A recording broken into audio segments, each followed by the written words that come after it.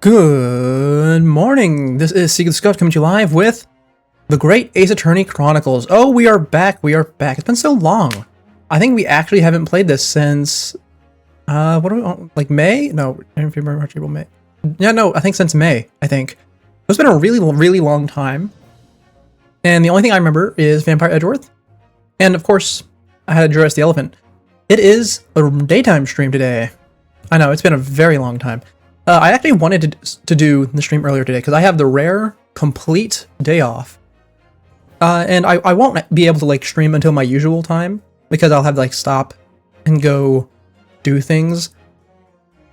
But, you know, we'll be back later tonight as well once I'm done doing things. So we have a lot of stream today. Oh, with that being said, I think we should hop right into it because I really enjoy this game and I want to remember where we were. Also, hold on, I want to see if this works. Right before stream started, I finally finished getting a new thing set up. And now, I believe, if I push this button, I'm in reverb now, right? I think so. Well, I turned it off now. Yeah, I know you aren't going to miss it the whole time. I think you usually say that you wake up right when my usual stream starts. Yeah, it's reverb button. I might use that whenever they start screaming, because I, as always, am not going to scream. Because it's maybe like a day off, but, you know, still got to keep the noise in check. So, where were we? We were in the middle of episode 4. Oh yeah, look at that. Yeah, no, it's May 2nd. It was the last time we played this game. That is crazy. The Adventure of the Clouded Kokoro. Oh right, and I forgot. Sherlock himself writes the titles, or presumably he writes the titles to all the chapters. Oh, today you get up at 5 though? Aye. Well, at least, luckily for me, I didn't stop in the middle of court. It looks like we stopped in the middle of, actually right at the start of investigation. And I will note, my throat's a bit, it's a bit congested at the moment, because I pretty much just woke up. I did actually get up earlier. I wanted to start really early today, actually. Oh, I get to hang out with a friend. Nice. Yeah, I wanted to start really early today. Like, exactly 1.5 hours ago, but I forgot there were some things I needed to take care of first, so it's a little bit later than I wanted to be, but it's fine because it should be a long stream anyway. So let's try and remember what was going on. Oh, actually, we might have. I think we're at the very beginning of the case still because we don't have any evidence. I think someone was stabbed. I just assume they were stabbed because we were in UK. A card for Inspector Gregson with a message from Iris. I don't know who Iris is. Tell the gentleman in black whatever he wants to know. Trust that won't be a problem. Oh, right. I remember. Oh, decorating your room. That sounds nice. I haven't decorated my room in forever. But I remember this one. So we went to see Herlock. We went to see Sherlock Holmes, and he wasn't there, but his in-universe version of Watson was there, and their name is Iris. And she was a little girl that I think like he adopted or something. I'm not sure. And this is assume a letter of recommendation so that we can inspect the crime scene. Hold on. Do I have a people record in here? Oh, I do. Perfect. Okay, so who is this? Okay, I remember him. Mal Strongheart. We remember him because he's like the big intimidating guy in the clock tower. Yeah, the steampunk toddler. Tobias Gregson.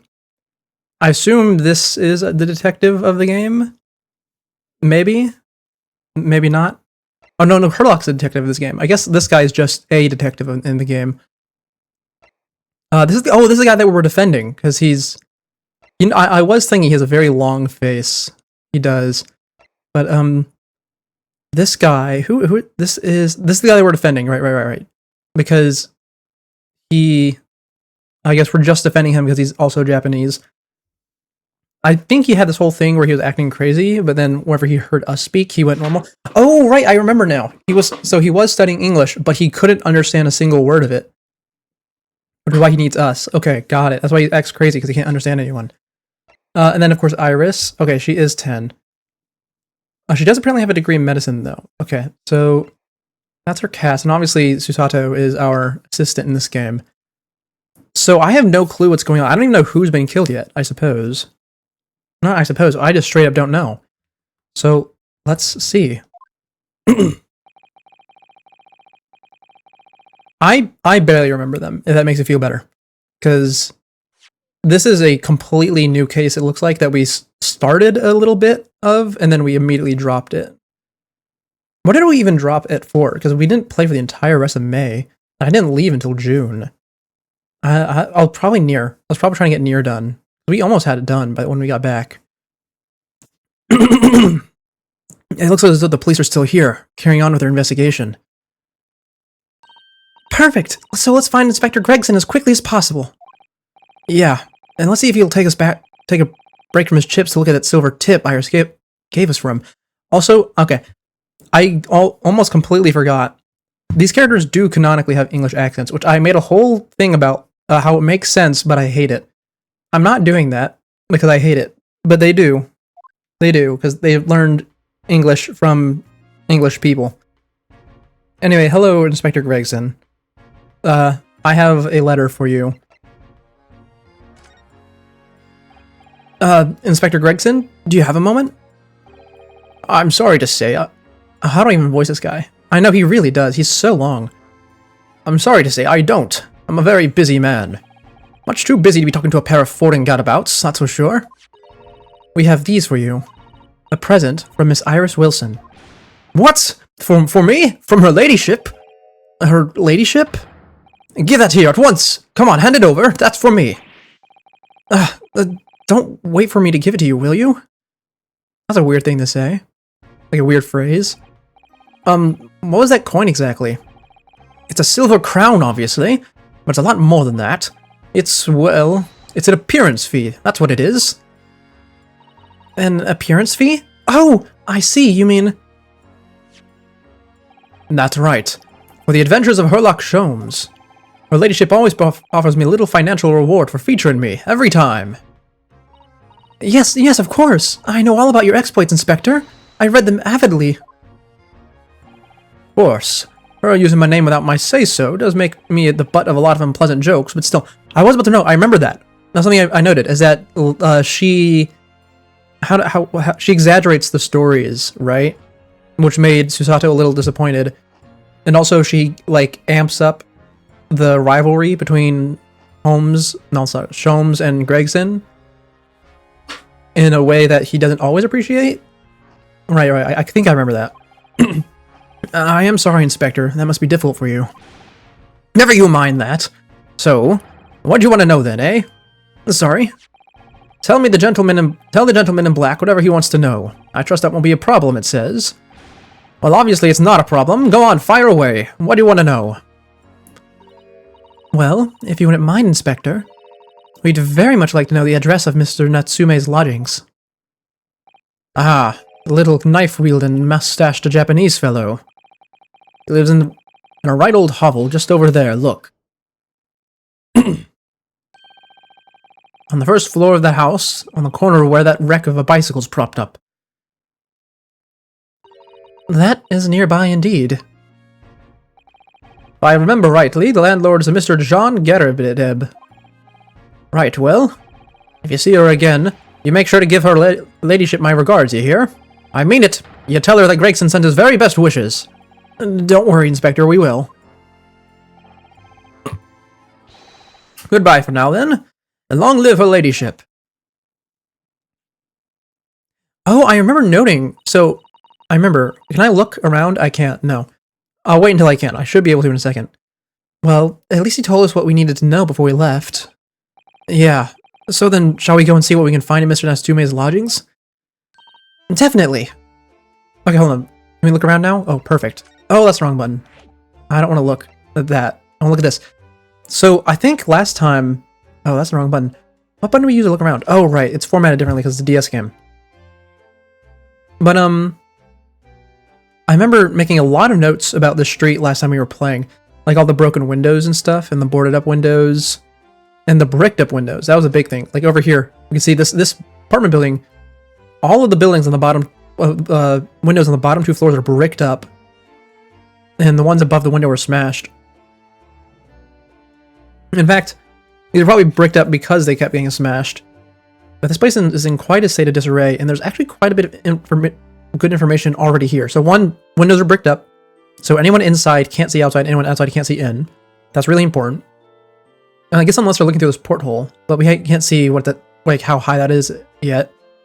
The fence is broken, which immediately stands out to me, because in Ace Attorney 1, there was a case that involved someone falling on a broken fence. That wasn't like the subject, but it was something that had happened previously, and it came up. Because like the fence was still broken. There's obviously this broken bike. It wrecked into something. Not sure what though. And then over on the other side of the street, wrong button. Other side of the street. Yeah, more windows are boarded up and bricked up in this corner. So that there's even less spots where someone could look from. And, you know, obviously, other than the crime scene, that's about it in this area. Actually, this whole area, I just realized, is fenced off. I didn't see this over here. So this fenced off little square shouldn't be able to be seen from anywhere except for these windows up top. Okay. Move on, move on. Move into Mr. Natsume's lodgings. Oh, what a nice... He has a very nice place, actually. Oh, and he does have a window. Okay. Let's see. He has an officer's field uniform and saber, a cannon, like a field cannon, artillery that is not for this cannon, like that is backloaded artillery shells, a cabinet of porcelain, some drinks, a medal of some sort. Did Natsume join their military? Or does he live with someone else? There's a divider over there with what looks like something spilled at the bottom. It's being blocked out by the text bar, kind of.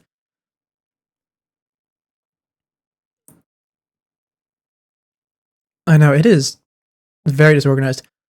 Everything is just sort of tilted.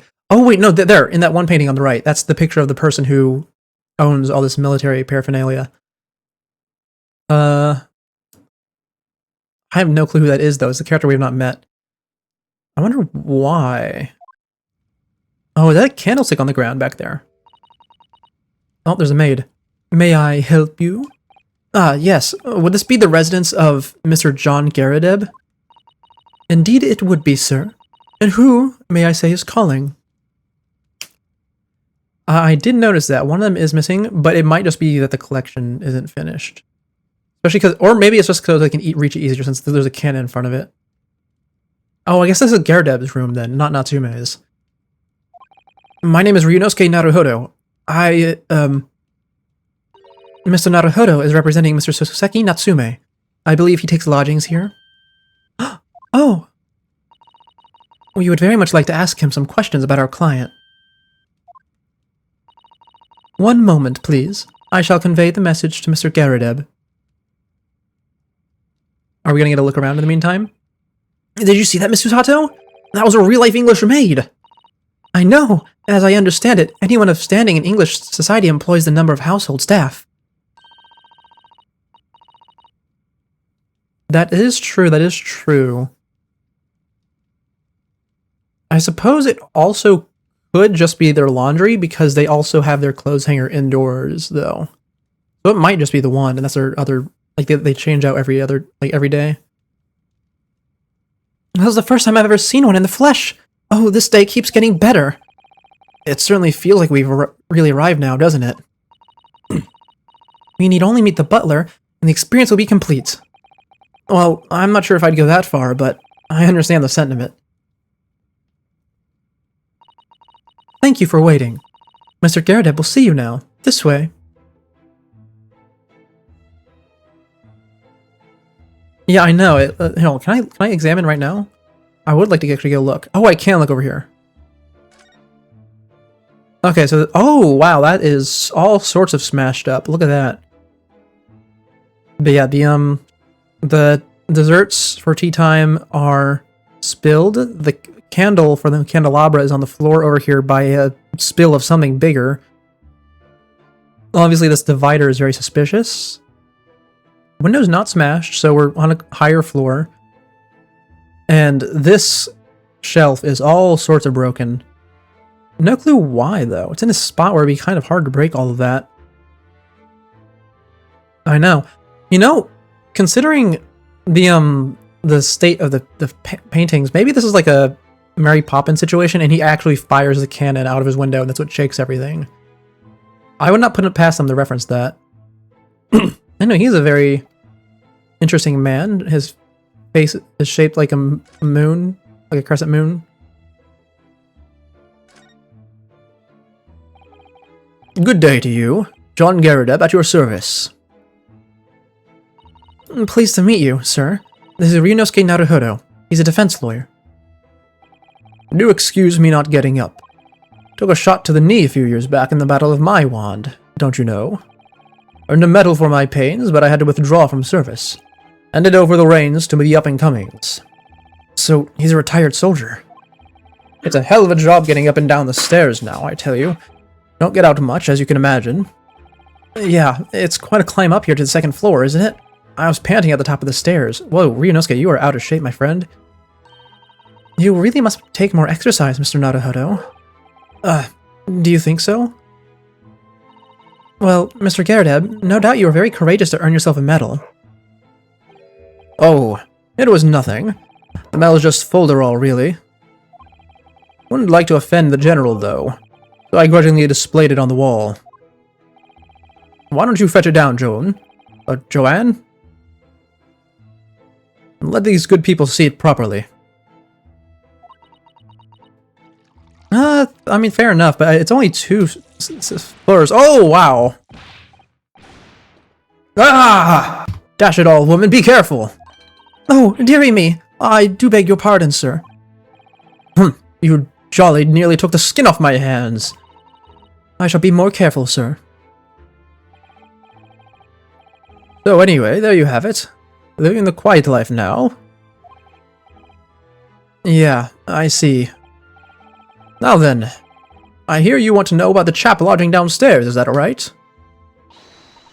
That is very unfortunate indeed. Yes, we would be very grateful if you could answer some questions for us. Only too pleased, naturally, especially if it helps to keep the peace here in Blighty. We forged an alliance with the Empire of Japan recently, as I'm sure you're aware. Oh, I hate that he's doing that. Oh, dude, don't put that in your tea. So this is... Also, how is it not spilling everywhere? That... Is the cup not the cup. Like, is the pipe not filled with tobacco or something? So this is a case... So this case is very much in the public eye, as it were. Oh, is it? Even had some famous detective poking around, you know? In this old house, would you believe? Yes, Mr. Herlock Sholmes. Could have been. Didn't catch the chap's name. Not really my cup of tea. Or my tea, all that detective business. I know, I was thinking, even if it is a bubble pipe, it would still be spilling bubble solution everywhere. Also, I really want a bubble pipe. I just think it'd be a fun gag. Oh, but you have a copy of Ranced magazine here, so... No, Anyway, the chap's investigating the foreigner's room as we speak. So he's in Soseki-san's room. It's a bally nuisance, is what it is. The whole neighborhood's twitching its curtains now. I don't like all the fuss, it's jolly unsettling. Do you think that he's, like, playing up... Oh, that does sound like an interesting candy. But do you think he's playing up his, like, old, refined demeanor for the sake of appearing that way in the book? I think he might be, because he knows Sherlock. He knows Herlock, but he's hiding it. And he is acting this way.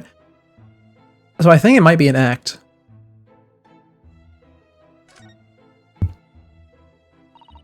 About Mr. Natsume then, Mr. Garrideb. Please do tell us. Ah, yes, the Japanese chap. Only been lodging here for a week. Oh, just 1 week? So he moved in very recently then. I have 2 lodgers most of the time, one on the ground floor, one just below us. The first floor room became available a week ago, you see. There'd been... Dash it all, Joanne, do be careful. Oh, my goodness, I'm terribly sorry, sir.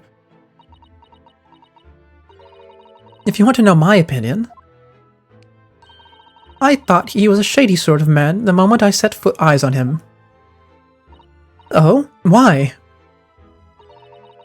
She might be. I was thinking that. He seemed to have a most nervous disposition, always shaking and looking over his shoulder. The man had shady written across his sweat-soaked brow, if you ask me. You know, I'm wondering, what if they're swapped roles? What if he's usually... Well, no, he can't... Okay, so here's the thing. He is a veteran, right? That much is proven by the photo on the wall. Like, what if she's actually the lady of the house and she's putting on the maid outfit to throw off Herlock? Also, she is definitely playing up this whole shady description. You know, if I look at the description, let me see. Yeah, being nervous doesn't necessarily make someone shady. I guess it would make sense for her in universe to call that shady, though. Like, no one would bat an eye. I said to myself, Joanne, that man is trouble. Sooner or later, he's going to do something untoward. And I'm rarely wrong about anything. We won't be calling this maid as witness, that's for sure. Was there anything else that struck you as suspicious about the man at all? Yes. Oh, yes. Oh, yes, and there was. And she's been dying to tell us, it seems. Had you noticed anything else about your lodger, Miss Natsume? Or... Did she say... Wait, hold on. What did that say? Excuse me, I went past it quick. Oh, okay. She's asking about Mr. Natsume. I thought he was calling her Mr. Natsume. Oh my word, yes! The man was shadier than an orchard. Orchard? Could you elaborate? Well, take the man's room. Absolutely stuffed full of books it is, more than anyone could ever read. And he never so much as passes the time of day with another living soul. I haven't seen a single visitor call. He just trots off to that old bookshop every single day and comes back at 5 to light the gas fire. And the funny little man is up long past the time everyone else in the house has gone to bed, too. Oh, I see. The gentleman on the ground floor goes to bed around 9 each night. But I've never known that Japanese fellow to retire any earlier than 2 in the morning. I wouldn't call it shady, really. Could you clarify something, I wonder? What, pray? How do you know so much about Mr. Natsume's routine? Oh! I'd understood that neither of the lodgers live on this floor of the house. Is that correct? He does indeed sound very introverted. I think he's also very concerned, because as I mentioned, he was sent here to learn, or not just learn, he was sent here to study English under the assumption that he knows English, or knows enough of it, but he's apparently horrible at it. Like, he loves English literature, but he doesn't actually understand the language. That's right, yes. They're both below us. On the first floor and the street level. The 2 floors without windows, then. Then, how is it that you know so much about the lives of your lodgers? Precise times that they come back in the evening, for example. Even the times they go to bed.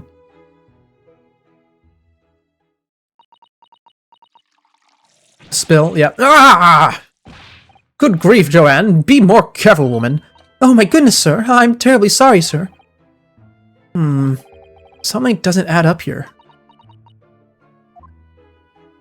Yeah, I wonder what's going on with them. Because I was wondering, like, maybe they can hear them, like, via the fireplace or something? Because the fireplace should go all the way down. I know, it is a miracle. There's something definitely going on with their relationship. But they definitely have some way of spying on their tenants, it seems. It seems that the incident took place around 5 in the evening.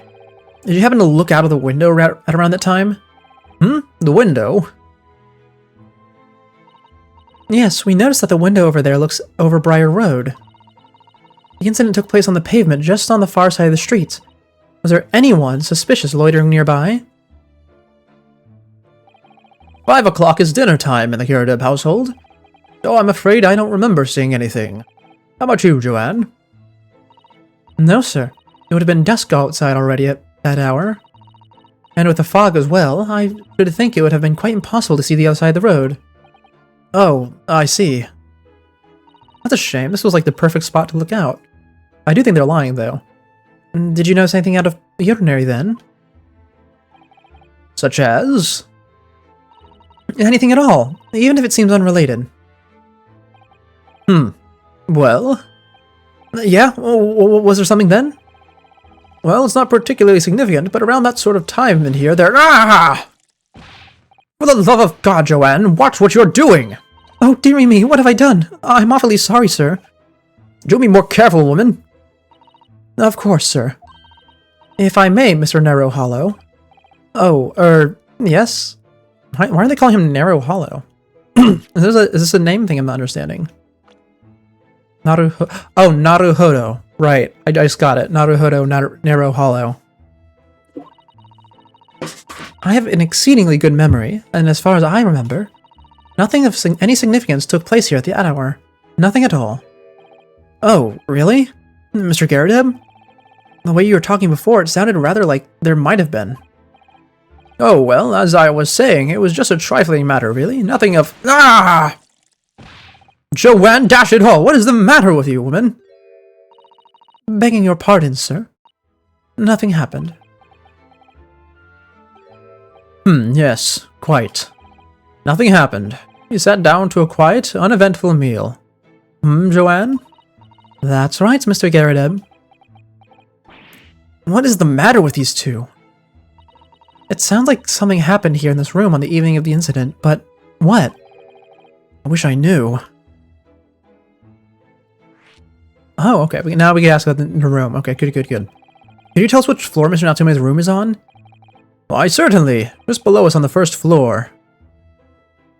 Oh yeah, it absolutely is, but that is kind of a theme. Not a theme. It's kind of just a thing that Ace Attorney does with magical cups.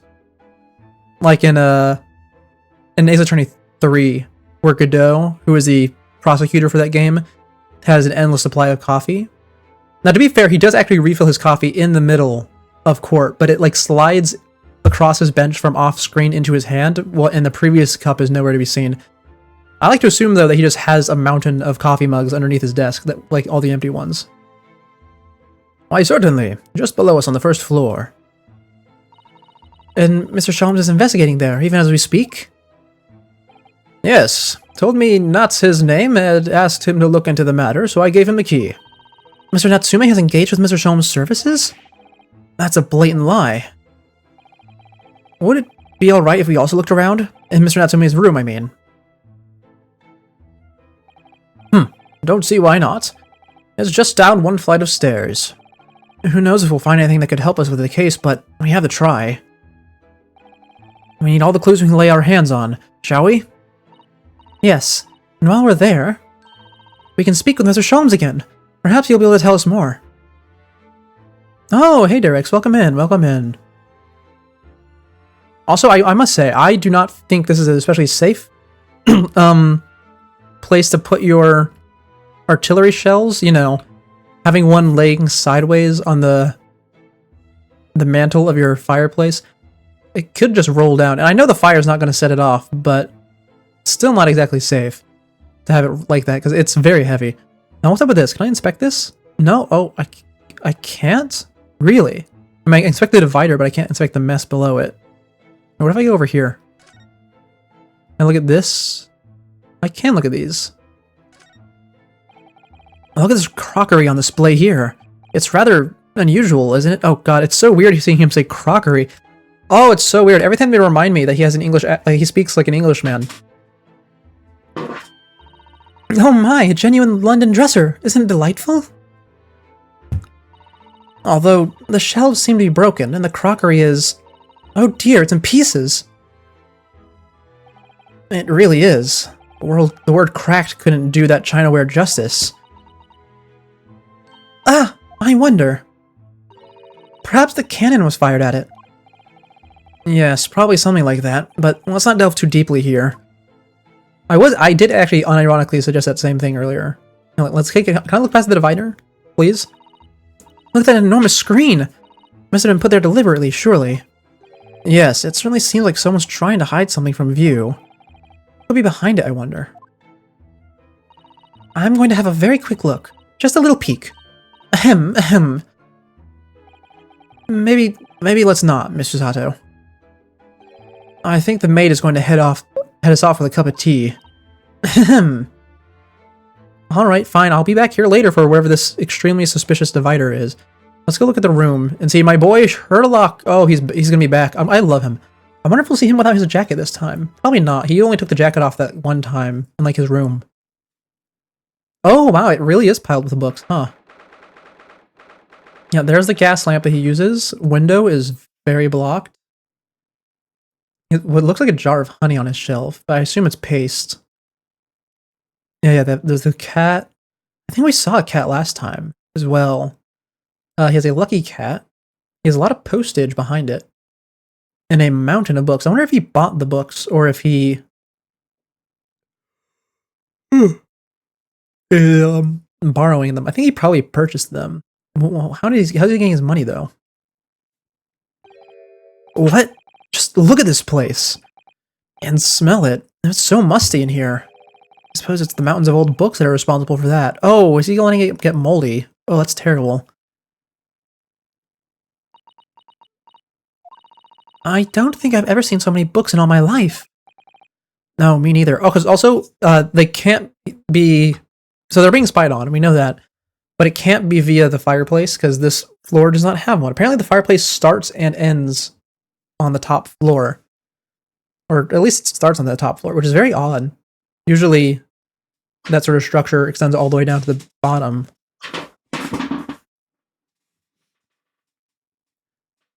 That is true. That is true. She does have just an infinite pocket of books in her sleeves. No, me neither. It's so dark in here, too.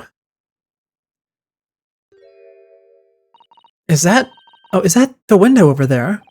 Well, it was the window, I think, yes, once upon a time. But for some reason, it's been closed up with bricks and mortar. So, this is where Mr. Natsume lives. What is it? Does he sleep at his desk? That's the only cushion I see is the one at his desk, and he has a blanket there. Oh, yeah, don't worry, don't worry, you can lurk. Oh my god.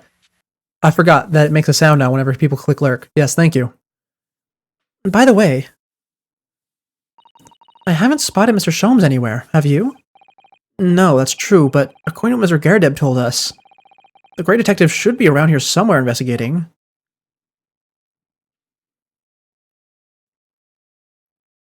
Oh, hello. Welcome in, my locus. Welcome in. We're at an unusual time today. Let's see. What do we have in here? Oh, I can actually look to the right. Hold on, let me see. It's just more books. Okay. So, very dangerous placement of this candle. Books piled literally to the ceiling. One blanket, one pillow, a cat, his carry case, a shelf that I can't actually inspect, it looks like, but that's probably just paste.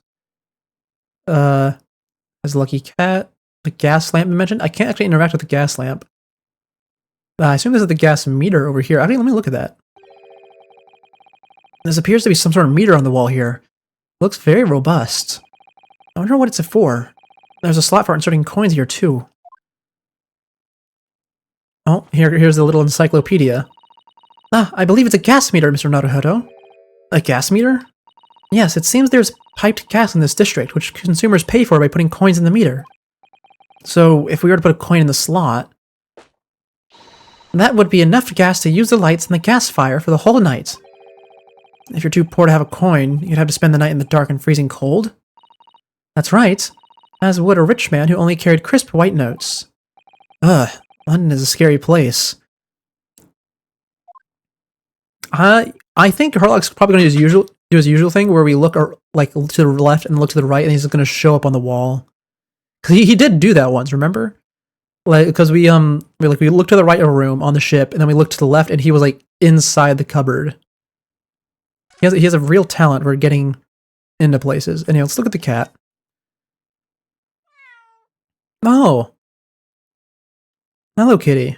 He might be behind the book stack. Yeah. Oh, there goes the cat. Into the books it goes. Oh my, what an adorable little cat. Perhaps he's looking after all the books while his master is away. I don't know about that. He disappeared into that pile of books as quick as a flash.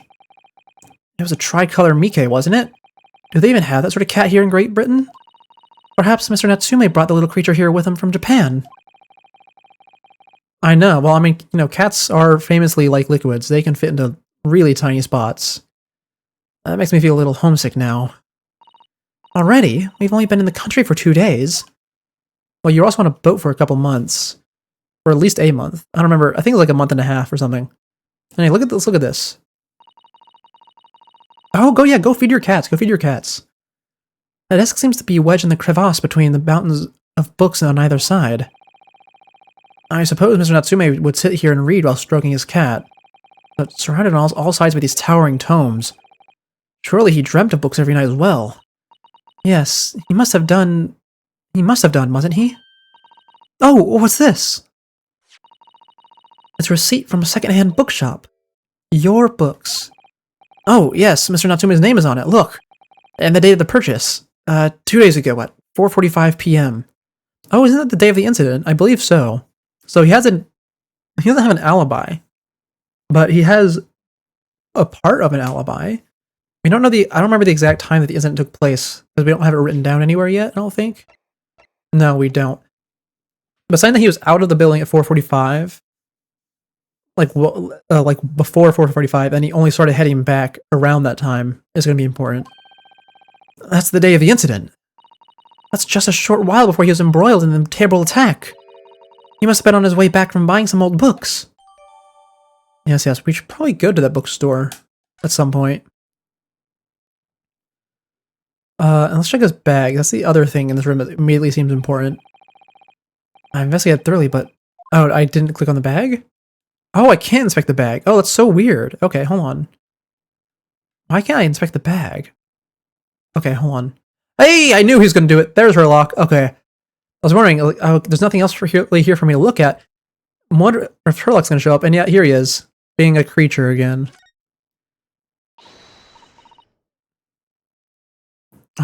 Yeah. Well, make sure you feed them on time. Ah, look, Mr. Naruto! Oh, my boy, Herlock. Ah, there he is! Where did he appear from? He seems to be engrossed in the pages of an old book.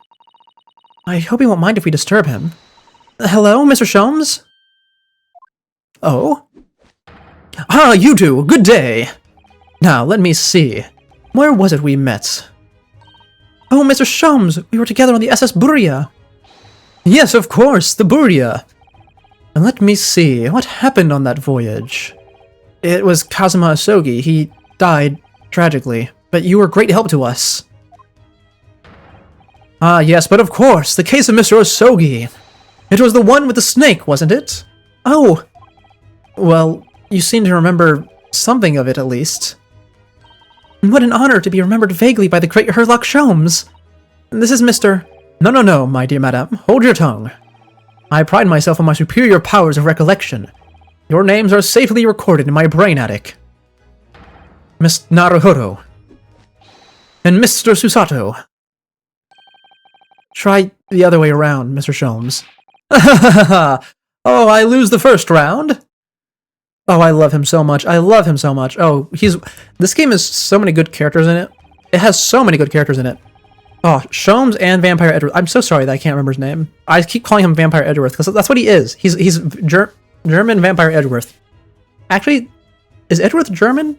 I don't think so. I think he's Japanese, and he just studied in vaguely overseas, which is either United States or Germany, depending on like the context. I think they were weird about that, like which is not their fault, you know, because the games, like, yeah, he is an edgelord, but yeah, the games are really weird about what locations you are in or talking about, because you know there's the whole thing with the games taking place in Japan, and then when they get to localized to English, it's taking place in California. And so whenever they talk about overseas, they had to mean different things. And then in the later games, they fully embrace it, actually, which is super weird, because they just full on go, oh yeah, this place is Japan and California simultaneously. I feel like I've gone on a rant about that so many times, though, so we won't bother again, but it's weird and fun. In truth, I had hoped to invite you both to my Baker Street suite the day we arrived in London. But some Scotland Yarders ambushed me at the railway station and whisked me away to a crime scene. It was an entirely trivial case, of course. I solved it in a matter of no more than 30 minutes. So they apprehended Soseki-san in that short of amount of a time? I'm afraid the pursuance of a new case has dulled my recollection of my past involvements a little. A little? It is a mistake to think that one's brain attic has elastic walls that can distend to any extent. I do my best to forget useless facts, lest they should elbow out the useful ones. Yes, those are my own words of inimitable wisdom, you know, from an adventure entitled A Study in Scarlet. Please, there's no need to quote yourself. I don't always remember my pearls of wisdom, but unfortunately my associate pens them beautifully. He means Iris, I suppose. Mr. Sholmes, we have some extremely important questions to ask you about the trivial case you just mentioned. Goodness, what an earnest expression! My dear madame, I should be only too pleased, and this murky room is an apt place to discuss that murky case. Oh? Okay, I was wondering why it was like paused. It's just transitioning to talking time. We know this to be the lodging of a Japanese foreigner student by the name of Soseki Natsume. It seems that you assisted in his arrest, Mr. Sholmes, for the stabbing of a young woman outside here on Briar Road. Natsume. Yes, I believe it was a name rather along those lines. But Mr. Natsume denies it. Was it really justifiable to arrest him on so little? I'm sorry, Miss Usato, but I have not the slightest idea what you mean. What? I can't believe he was looking Susato-san squarely in the eye while feigning ignorance. I assure you, I am not merely feigning ignorance. It would appear as if the pair of you are under some misapprehension. Oh, how? I assure you I have no recollection of accusing your stooped compatriot of the crime. But that doesn't make sense. The good detective of Scotland Yard made the following request to me, and I quote verbatim. We need you to ascertain the identity and whereabouts of a man seen fleeing the crime scene. A man seen fleeing? There were a number of books scattered on the pavement at the scene. From the book plates, I was quickly able to determine the bookshop from which they had been purchased. On speaking with the proprietor, I was immediately led to this address. Elementary, wouldn't you say? I believe there is a receipt around here somewhere from the establishment in question. So you don't think Mr. Natsume is the culprit, then? That I could not tell you. But it was aggravating my faculties, hence why I returned here. However, this place is such a trove of fascinating books I found myself quite lost in bibliophilia. Do not be deceived into believing that I am a man of leisure. No, no, no. Oh dear. Oh, yeah, I need to say it again. His outfit is so nice. I love it so much. I really want to see him without the cape. And like, not the cape, the cloak and the trench coat. Tell me. Have you encountered the landlord of these lodgings? Yes, Mr. Garadeb, a retired military man. It was the first time I've ever met a soldier from the Great British Institution that is the services. And it was the first time I'd ever met a maid from the Great British Institution that is service. That's a good one. Oh, I didn't think it was that funny. I do apologize. As you may well be aware, many households in London employ a maid. Yes, I read as much in my Great Britain primer. And so, conversely, whether or not a household employs a maid has come to betoken the social standing of those dwelling within. Betoken their social standing? Sorry? Put simply, my dear fellow, those who employ at least a single maid are considered middle class. Those who do not are beneath that. In the upper echelons of society, of course, households employ enough staff to constitute a large family. Oh, you got a mosquito. That's nice. I actually have a bug buzzing around in here right now. I noticed it last night when it was on my screen because I thought it was my mouse. I don't know where it went, though. It's been gone. I think the spider might have gotten it, because there is a spider in here as well. Goodness, how extraordinary. As you can appreciate, for those on the precarious boundaries between middle and lower class, being able to afford just one maid is of the first importance. I had no idea. And it's for precisely that reason that I find great stimulation in the situation upstairs. Specifically in the retired army veteran, Mr. John Garadeb. Oh? Affable as he is, the fellow is hiding something. Whether or not it imposes on the circumstance of this case, I am yet unable to ascertain. I wonder if he's in debt. Because, you know, the whole thing with the last case was that, a ton of people or at least a few of them, were in debt. And that was kind of like the motivation for why they were hiding information. Well, no. So the guy we were defending, the rich guy, the rich Irishman, he was in debt to the victim. Yeah, because the victim was a beggar who was he was a loan shark who was pretending to be a beggar, and he bought out a few people. I wonder if they're gonna do the same thing here, where the guy is like the guy upstairs is poor. Oh, that might exactly be it. Hold on. So the thing for it is on this floor, right? And the people on the top floor, the people who are supposed to be middle class at least, know exactly when the gas comes on every day. Which means they might actually be waiting for him, like Mr. Natsume, to pay for the gas fee because they can't afford it. That might be it, actually, because the pipes do run straight up into the wall, so it definitely covers the room upstairs. I didn't see any gas lamps though, and they do have a fireplace. Ooh, okay. I wonder. I'm thoroughly lost on what he means to say. This room is thoroughly suffocating for the soul, my dear fellows. I assure you, any man whose lot is to dwell in a place such as this will stab somebody sooner or later. Mr. Natsume has stabbed no one. Ah, but sooner or later, as I said. I don't believe that's the issue here. About this dark little room, Mr. Shelms. Why is there no longer a window? Do you have any idea? Probably because they keep getting smashed, right? No window? Well, I mean, I can clearly see that there is a window of sorts. But it's been completely blocked up with bricks. Ah, I see. The answer to that question is quite simple. Window tax. Window tax? What is that? Wait, are they taxing people's windows? Surely not a tax on windows. Precisely that. Oh my goodness. Until relatively recently, a tax was levied on households in this country by a number of their windows.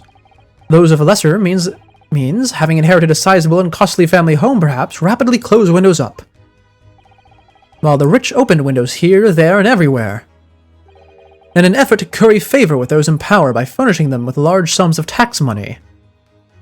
How awful! And unjust, forcing people to live in rooms devoid of light? Indeed, disease was rife as a result. So some 40 years ago, or thereabouts, the window tax was abolished. But its legacy remains, as you can see. It's in squalid lodgings, such as these, for example. I suppose Mr. Natsume's stipend for living here in London isn't very generous, perhaps. It would appear so. I've done a little digging, and discovered that these lodgings were offered at the extraordinarily low price. Because the room is so awful, I should think. Apparently Mr. Natsume moved in here about 1 week ago. Yes, that's correct. However, I don't believe the low rent is explained by the shabby nature of the accommodation. Oh? Still, this is of little relevance here, a matter not worthy of further attention. Are you sure? I'm curious now. Oh, I'm really interested. So I don't think we can chalk up the window being boarded up to the poor theory, like the theory that the people upstairs are poor, because they said it was abolished 40-odd years ago. And even though he is the retired soldier, what was it? Mr. Garadeb. Mr. Garadeb is definitely older than 40. He might not have been living here 40 years ago, and even if he was, it would make sense for him to be poor at the time, because he was still probably in the service. But as for the low rents, well, for one, this room is rather squalid, as they put it. The window's bricked up, the plaster is peeling off the walls, and it's cracked. And I think, though, the main reason is because they wanted someone to pay their gas for them. Probably. Because, I mean, if it's really cheap, but you had to pay for your own gas, like, separate from your rent, but then that gas is also being used by the people upstairs, that would probably explain why it's so cheap. I don't know, I'm really hung up on that theory. Well, I believe I've told you all I can now. Thank you, Mr. Sholmes. Ah, yes, Mr. Naruhodo. Was it not your intention to become a practitioner of law? You remembered that, did you? Will you perhaps be offering your services in this very matter, I wonder? To the occupant of this room, Mr. Natsume, was it? Oh, he's getting fired up. I'm not sure. Not sure? On what grounds? Oh, that does sound like good late-night art. It's a little bunch of little doodles. Well, I actually defended someone in court here only yesterday. Really? Well then, I congratulate you, sir, on an ambition realized. And so promptly, too. Oh, right, he wasn't involved, was he? He didn't show up at all during that previous case, because we just got shoved straight into the courtroom. No investigation or anything. The thing is, it's really made me question things. Am I right to believe in my clients? To trust in their innocence? Yes, trust. Mr. Sholmes, Mr. Natsume didn't do it, did he? Well, there's no way to know. That's kind of the whole point of the profession. That some unexplainable, not explainable, but unforeseen evidence could show up at any point, even if, like, years down the line, saying that things were the other way. My dear fellow, I haven't had the first idea. Oh, but I thought that's why you were here. Didn't you come back to investigate? Ah, yes, that was indeed my initial intention. But there are simply too many fascinating books here. I couldn't possibly ignore them. Oh, I see. Nevertheless, there are two facts that I can state quite unequivocally. The man who fled the scene of the crime 2 days ago was the Japanese occupant of this room. And there are witnesses who swear to have seen the same man commit the crime. That is all I can say. Oh, and one more thing. Oh, what is it, Mr. Sholmes? Tell us! I cannot say with any certainty whether or not it is of relevance to this case, but I am quite sure that the retired army man who owns this property is hiding something. Mr. Garadeb is? Mr. Sholmes said as much before, actually, didn't he? Anyway, at present, this is really all that plays in my mind in relation to this case. Mr. Naruhodo, as yet, our investigation has uncovered nothing that could help establish Mr. Natsume's innocence. No, you're right. Perhaps it's time we probed a little deeper into Mr. Garadeb's secret. Just remember, I cannot be sure whether the landlord's secret will prove to be of any relevance or not. I know, who could have suspected? Especially with that mysterious divider in the middle of the room. Or off to the side of the room, I suppose. But I wish you every success, of course, Mr. Naruhodo! Oh, is he just gonna disappear now? A busy man indeed. He's gone back to his book in the corner of the room. I wonder if he's actually, like, really into the book, or if the book has, important information in it. With him, it could be either way, right? It would make sense, be in character or whatnot. But I really do wonder. He's definitely coming back, though. So, where do we want to go next? Probably back to Garadeb's room, right? I suppose we could also go talk to Mr. Natsume. Is he still in here? Oh, he is, okay. Ah, you pair again. Tell me, what was the detective chap, I forget his name, still hard at work down there? Oh, I just realized, what if behind the divider is like a collection of all of Sherlock Holmes books? Because we already know that he's secretly a fan. So that would make sense, right? To have them on display, or to have just a bookshelf in general. Because the only other books he has in this room are on the mantle. Mr. Sherlock Holmes? Ah, yes, rings a vague bell. All that detective business isn't really my thing, I'm afraid. Well, Mr. Sholmes is in his element down there. Jolly good show. Another cup of tea, if you please, Joanne. Is he gonna get burnt this time? Now then, why don't you tell me what— Ah! For the umpteenth time, woman, will you watch what you're bodily well doing? Hold on, I need to see. I didn't reverb myself, did I? I did. Okay, my bad. I'm still trying to figure out how to do this button proper. I shall be serving dinner shortly, sir. Ah, yes, of course. Frightfully rude of me, but I'm afraid I shall have to ask you to take your leave, if you'd be so kind. Oh, yes, of course. We are deeply grateful for all your assistance. Not at all, not at all. Don't get much a chance to talk with young foreigners like yourself. It's been a pleasure. Best of luck and all that. Oh, yeah, the buttons are rough. Especially when I'm playing a game like this, because I'm not playing this game with my keyboard, right? I much prefer to play games with my controller, just in general, but especially while I'm here, because my mic is sat, like, right in the middle of my desk, because my desk is very small. So I just use my controller, and my hands go wherever. They go all over the place. Because you only really need, like, 2 buttons for this game. And if I need to use my keyboard, I have to reach around my microphone in order to access it. It's very out of the way. Perhaps you could see yourselves out. According to Mr. Sholmes, Mr. Gerdev is hiding something. And since no other avenues of investigation seem open to us at the moment, perhaps we should do some digging. Oh? Oh! He's here! Hey! Oh, look at him. Oh, I love him so much. He really is just the strangest creature, isn't he? Oh, I love him so much. Also, I just realized he's allowed to walk around with a gun. I don't think I noticed that before. What is he doing over there? Mr. Sholmes? Aha! We meet again, my dear fellows. Good gracious, when did you sneak in here? Herlock Sholmes, at your service. Oh, you prefer keyboard games a lot. That is true. I like keyboard games a lot whenever I'm not here streaming. But yeah, for the reasons I just mentioned, I much prefer the controller. But like when we're doing our Terraria streams every now and then, which we really should get back into, because it's been also since May, I think. I'm sat just like I am currently, but my arms are wrapped around my mic in order to get to my mouse and keyboard. It's not the most comfortable. Whatever are you doing over by the window? I'm given to watching the evening sky as the sun sets, madame. Yet sadly, cheerful as the room downstairs undoubtedly is, it lacks an aperture for such an observation. I know, I do want to get back into Terraria soon. It's just, at this point we finished Replicant, so we can't actually go back to it. I think for now, though, I want to focus on finishing this game, so that we can pick up Ocarina of Time when that comes out at the end of the month. So I took the liberty of borrowing a small corner of space by the window up here.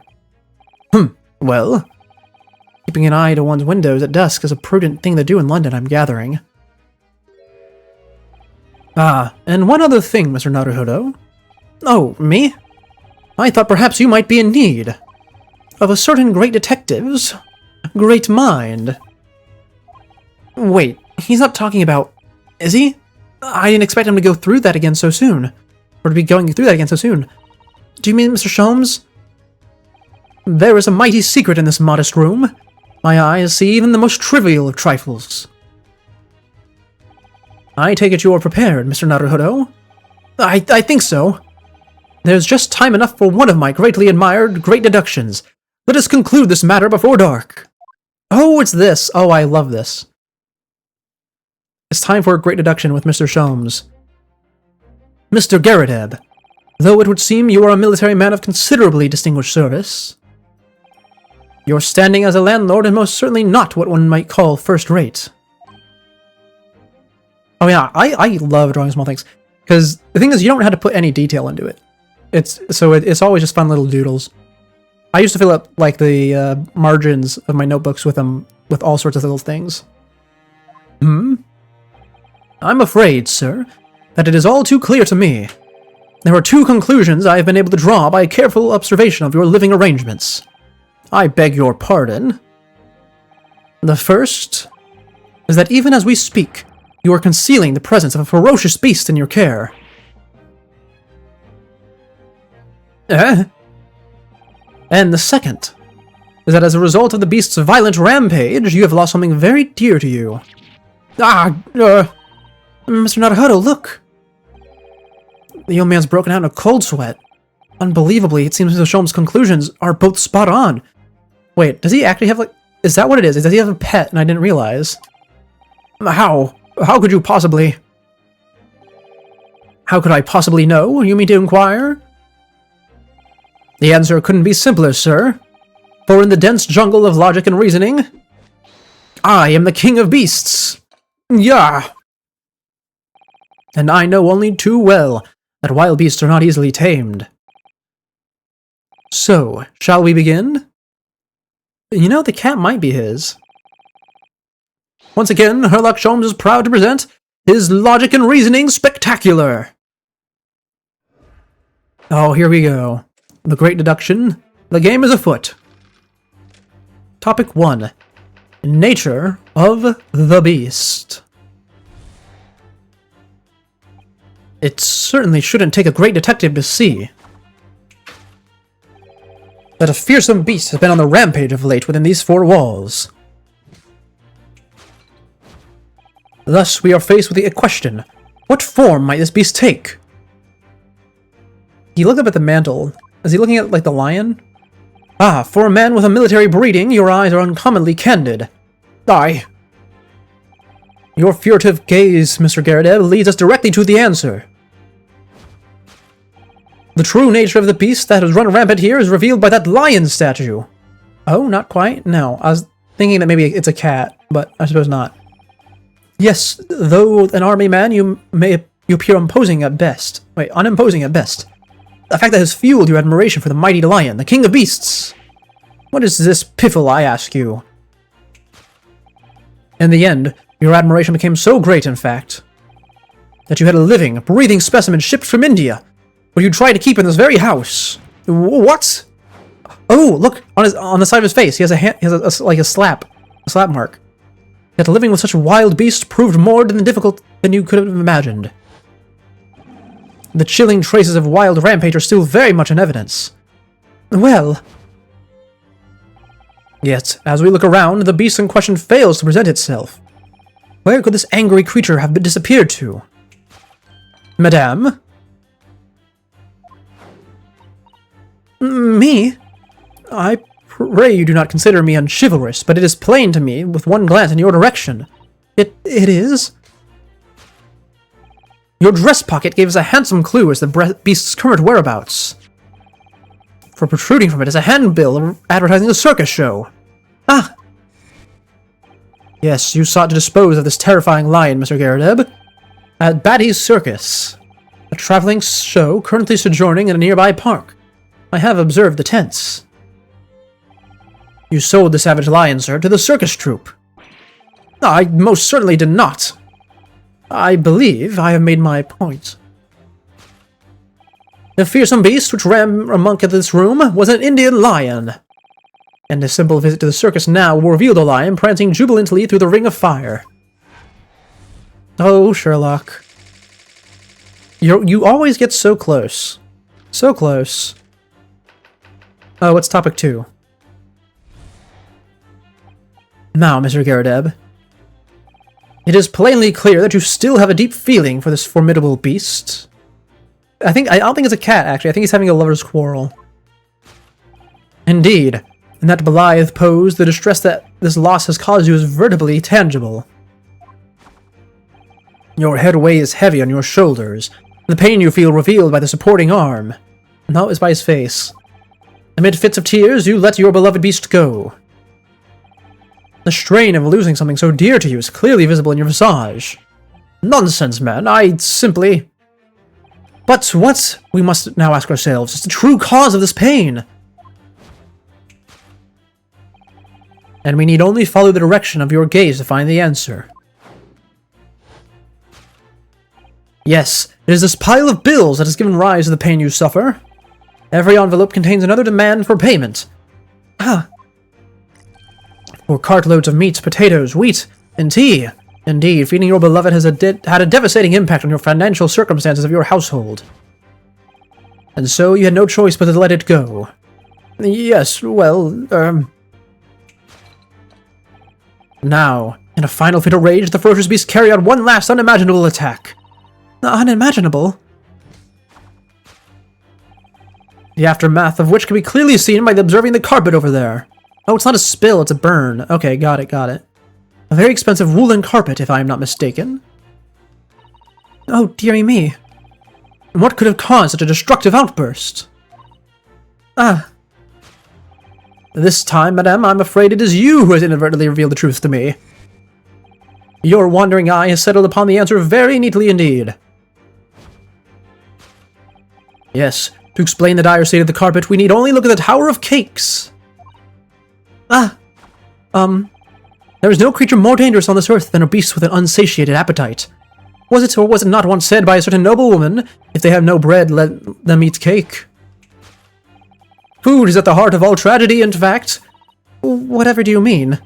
Having tired of the taste of cake, the beast began to stalk its next prey.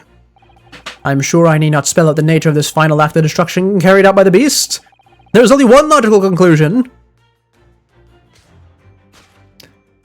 Worked into a frenzy by hunger, the lion attacked and ate the carpet. The teeth marks in the carpet are a perfect match with those of a lion I once saw in India. That one... I mean, I know the whole thing is that he gets the one thing wrong at the beginning and it spirals out of control, but that is extraordinarily wrong. Thus concludes Sherlock Sholmes' great deduction of this beastly puzzle.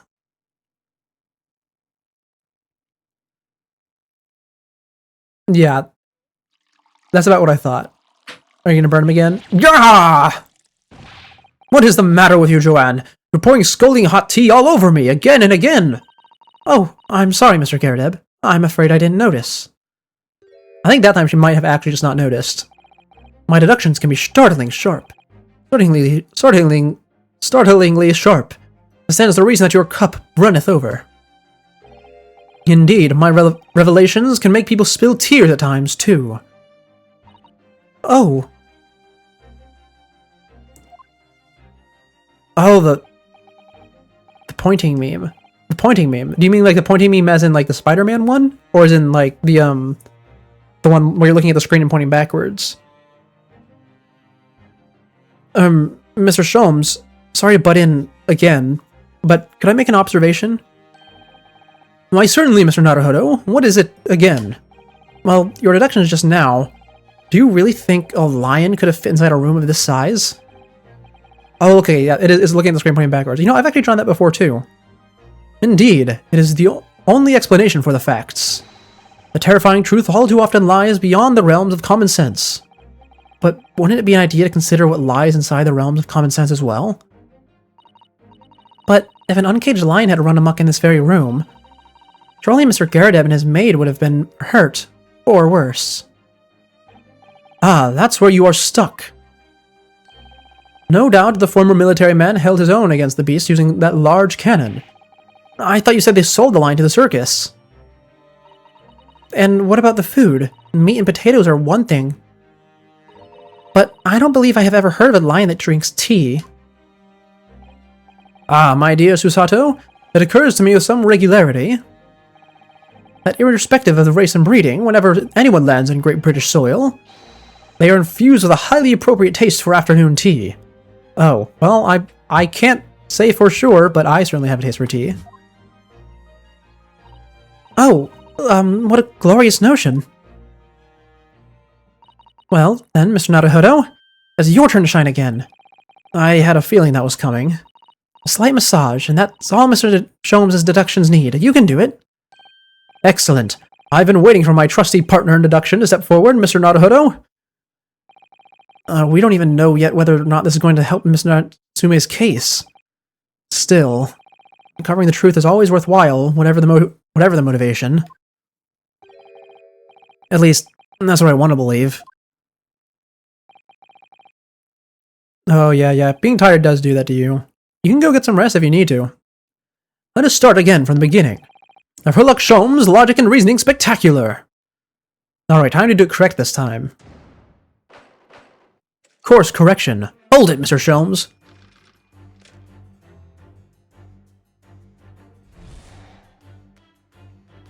It certainly shouldn't take a great detective to see that a fearsome beast has been on the rampage of late within these four walls.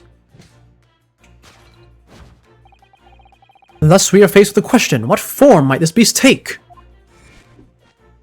Ah, for a man with a military breeding, your eyes are uncommonly candid. Your furtive glance, Mr. Garrideb, leads us directly to the answer. The true nature of the beast that has run rampant here is revealed by that lion statue. Nope, that's not it. I really didn't see that thing coming. No, but if you observe Mr. Garredeb's reaction, it rather seems as though some beast did indeed run amok here in this room. Yeah, something with a very fierce nature. But it couldn't have been a lion transported from India. Oh, but it couldn't have been a lion transported from India. So what was it then? We must follow Mr. Garredeb's gaze. That will lead us to the true answer. Alright. So, can I... There we go, I can turn and look behind it. Ooh, is this your daughter? I see... Is that feet? No, those aren't feet. That's a part of a dress. Who is... I can't really tell what's going on because of the cracked frame. But it's... Oh, it is your daughter. Those are feet. What's this photograph? It appears to be from Mr. Garredeb's wedding. Oh, nope, not... Oh! Oh, he's married to the maid. I was wondering why they're so small. Okay, it's a wedding dress and he's married to the maid. He looks very happy, doesn't he? Oh, I was right then. I was right. He is concealing his poverty because, you know, he's pretending that he has a maid. But, how to say? He's masking it by pretending she's a maid. Which is why she can be so, like, dominant to him. He does, but you can't make out his bride. No, how unfortunate. Something must have struck the glass directly over the woman's face. I wonder what happened. Probably best not to delve too deeply there.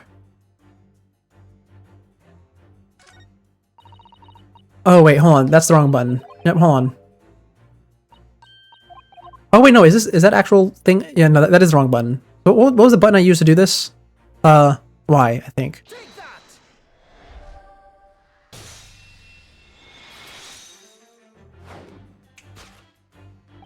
The true nature of the beast that had run rampant here is revealed by the newlywed bride. Precisely, Mr. Naruhodo. No other explanation could possibly fit. Yes, this framed print pictures your wife, Mr. Garredeb. And while we will lament the fact that her face is obscured, we can still make out her mighty arms, and note the considerable horsepower they must contain. Oh, Indeed. Surely any woman of such powerful constitution would be honored to be described as a beast. Honored might be stretching a point. Too late. The fact remains that the beast which so clearly savaged this room was your wife, Mr. Garredeb. Yeah. The chilling traces of a wild rampage are still very much in evidence. Well... Yet, as we look around, the beast in question fails to present itself. Where could this angry creature have disappeared to? Madame? Me? I pray you do not consider me unchivalrous, but this is plain to me with one glance in your direction. It is. Your dress pocket gives us a handsome clue as to the beast's current whereabouts. No, not that either. The poor, fragile, defenseless woman is beside herself. Well... I don't know about fragile. Oh, dear. Anyway, Mr. Shalom is quite right. There's no sign of a Mrs. Garredeb anywhere. But it seems there may be some clue as to her whereabouts. A clue that this maid is trying to hide. I wonder where Mr. Garredeb's wife could be. I can't check her fingers, can I? Oh, I can. Oh, yeah, there it is. She's... Oh, wait, that's the... I keep doing that wrong button. Yeah, if you just put A, they just... tell you what about the thing you clicked on. Hit Y. Your wedding ring gives us a handsome clue as to your whereabouts. Ah! Indeed it does! That flowery band gleaming on your finger gives you away!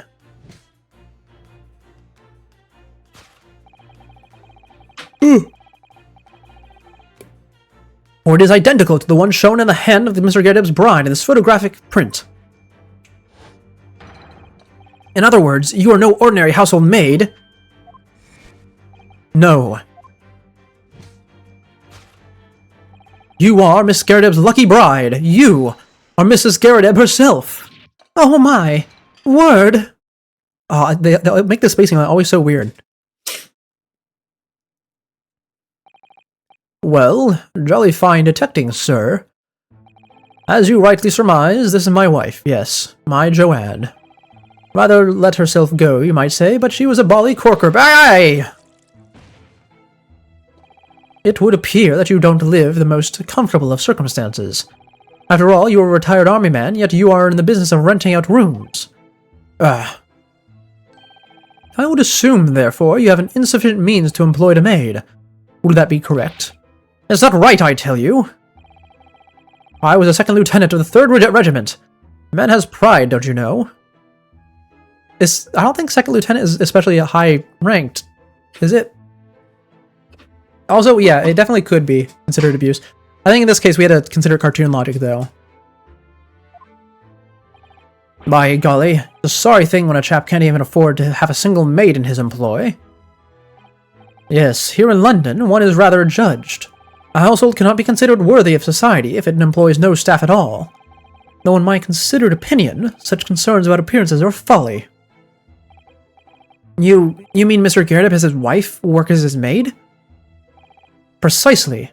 Am I right, Mr. Garrett? Only in company, of course. But listen here. This must remain a secret. Tip-top secret, please.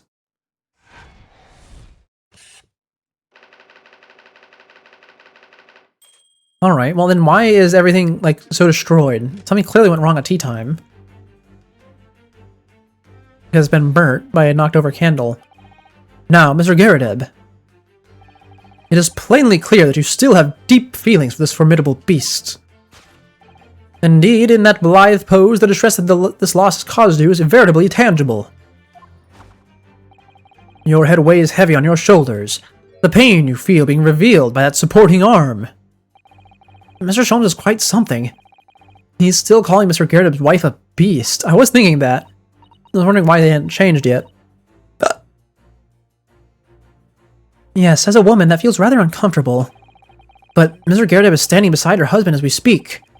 In other words, he hasn't lost his beloved at all, has he? Oh, how true. So perhaps that supporting arm that seems to be propping up his head has some other significance then. According to Mr. Sholmes, Mr. Garrett's pain is tangible, though. What could that pose of his really signify? Well, he's been slapped, so we can look at that. Oh my, look at that bright red mark. Gosh, that's quite something. And clearly made by someone's hand. That is such an awkward pose to slap someone at. Hold on, I'm putting my hand up to my face. Did they... Because it looks like the thumb's on the bottom.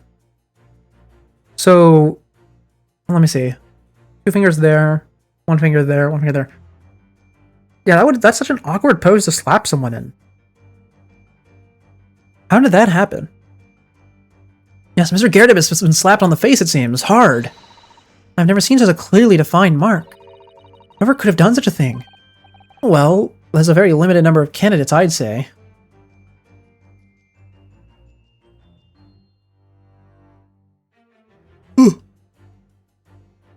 Why can I not click on her? Wait, did he slap himself?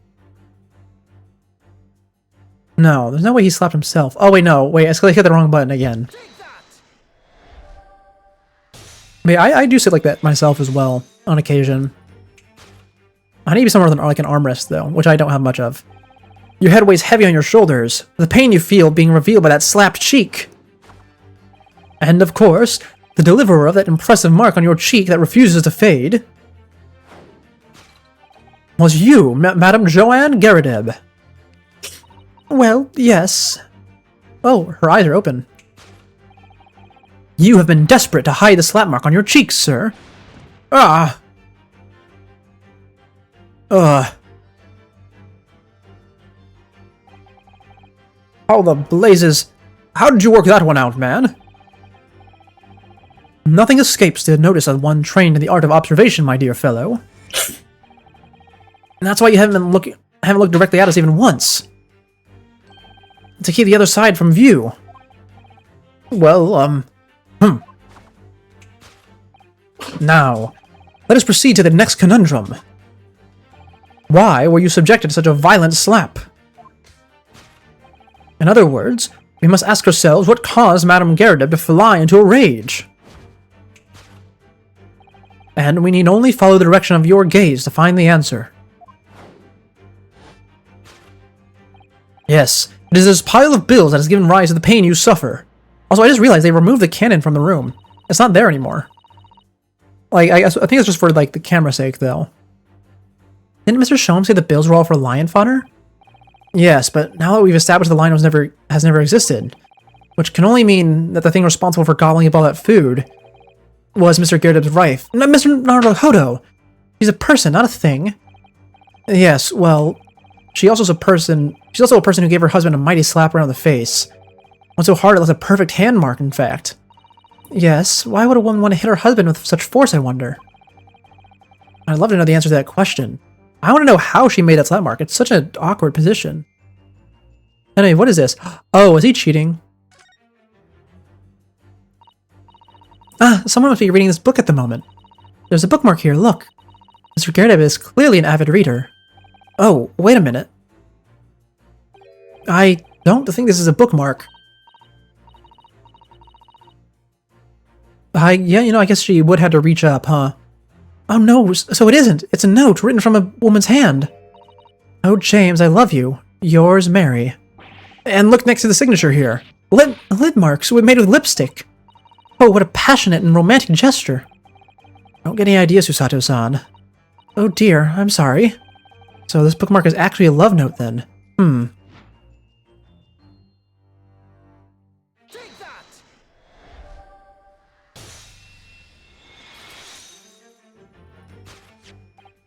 Yes, it is this love note that has given rise to the pain you suffer.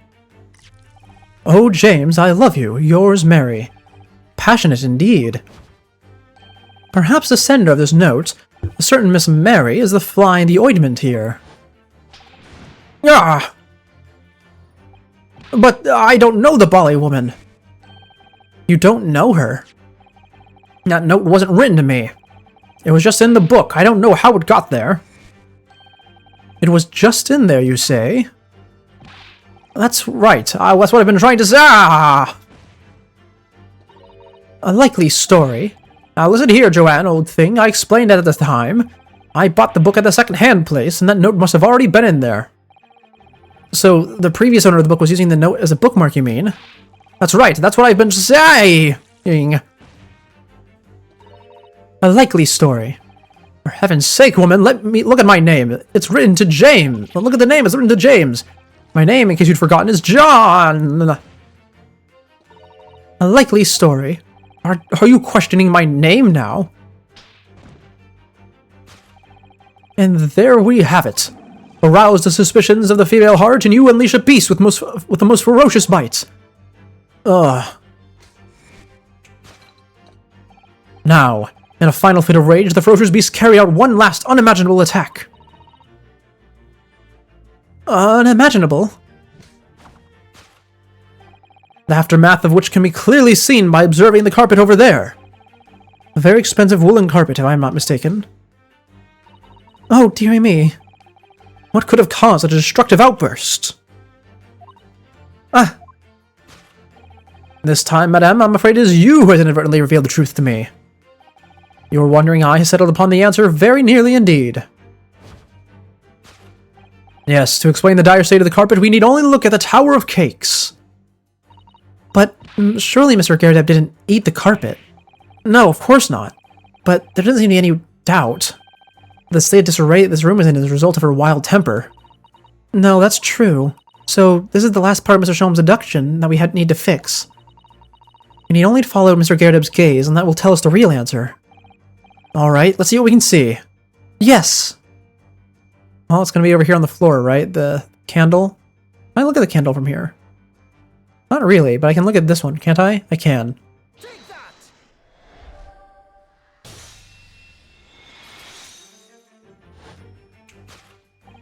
Yes, to explain the dire state of the carpet, we need only look at the candlestick. Most illuminating, my dear fellow, and of course, the only possible way out of this logical labyrinth. Yes, the remnants of a ferocious attack in which the carpet was devoured are clearly visible.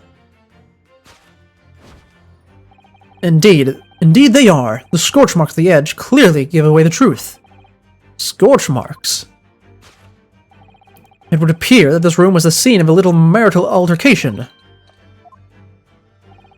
Mrs. Garredeb's mighty arm muscles left an impression not only on her husband's face, but on the entire room. The force of her strike caused a candle to fall from the holder. And in seconds, the carpet was alight, and the whole corner of the room was in flames. Yes, for the most ferocious beast in the world is neither a violent lion nor a vengeful woman, but fire. And in this room, that ferocious beast bared its claws and ran amok. Eloquently put, my dear fellow. So you see, there's but one conclusion here. Alright, well, good night, good night. Hope you have a good sleep. After the sparks of marital discord flew, the room was in the scene of a fire.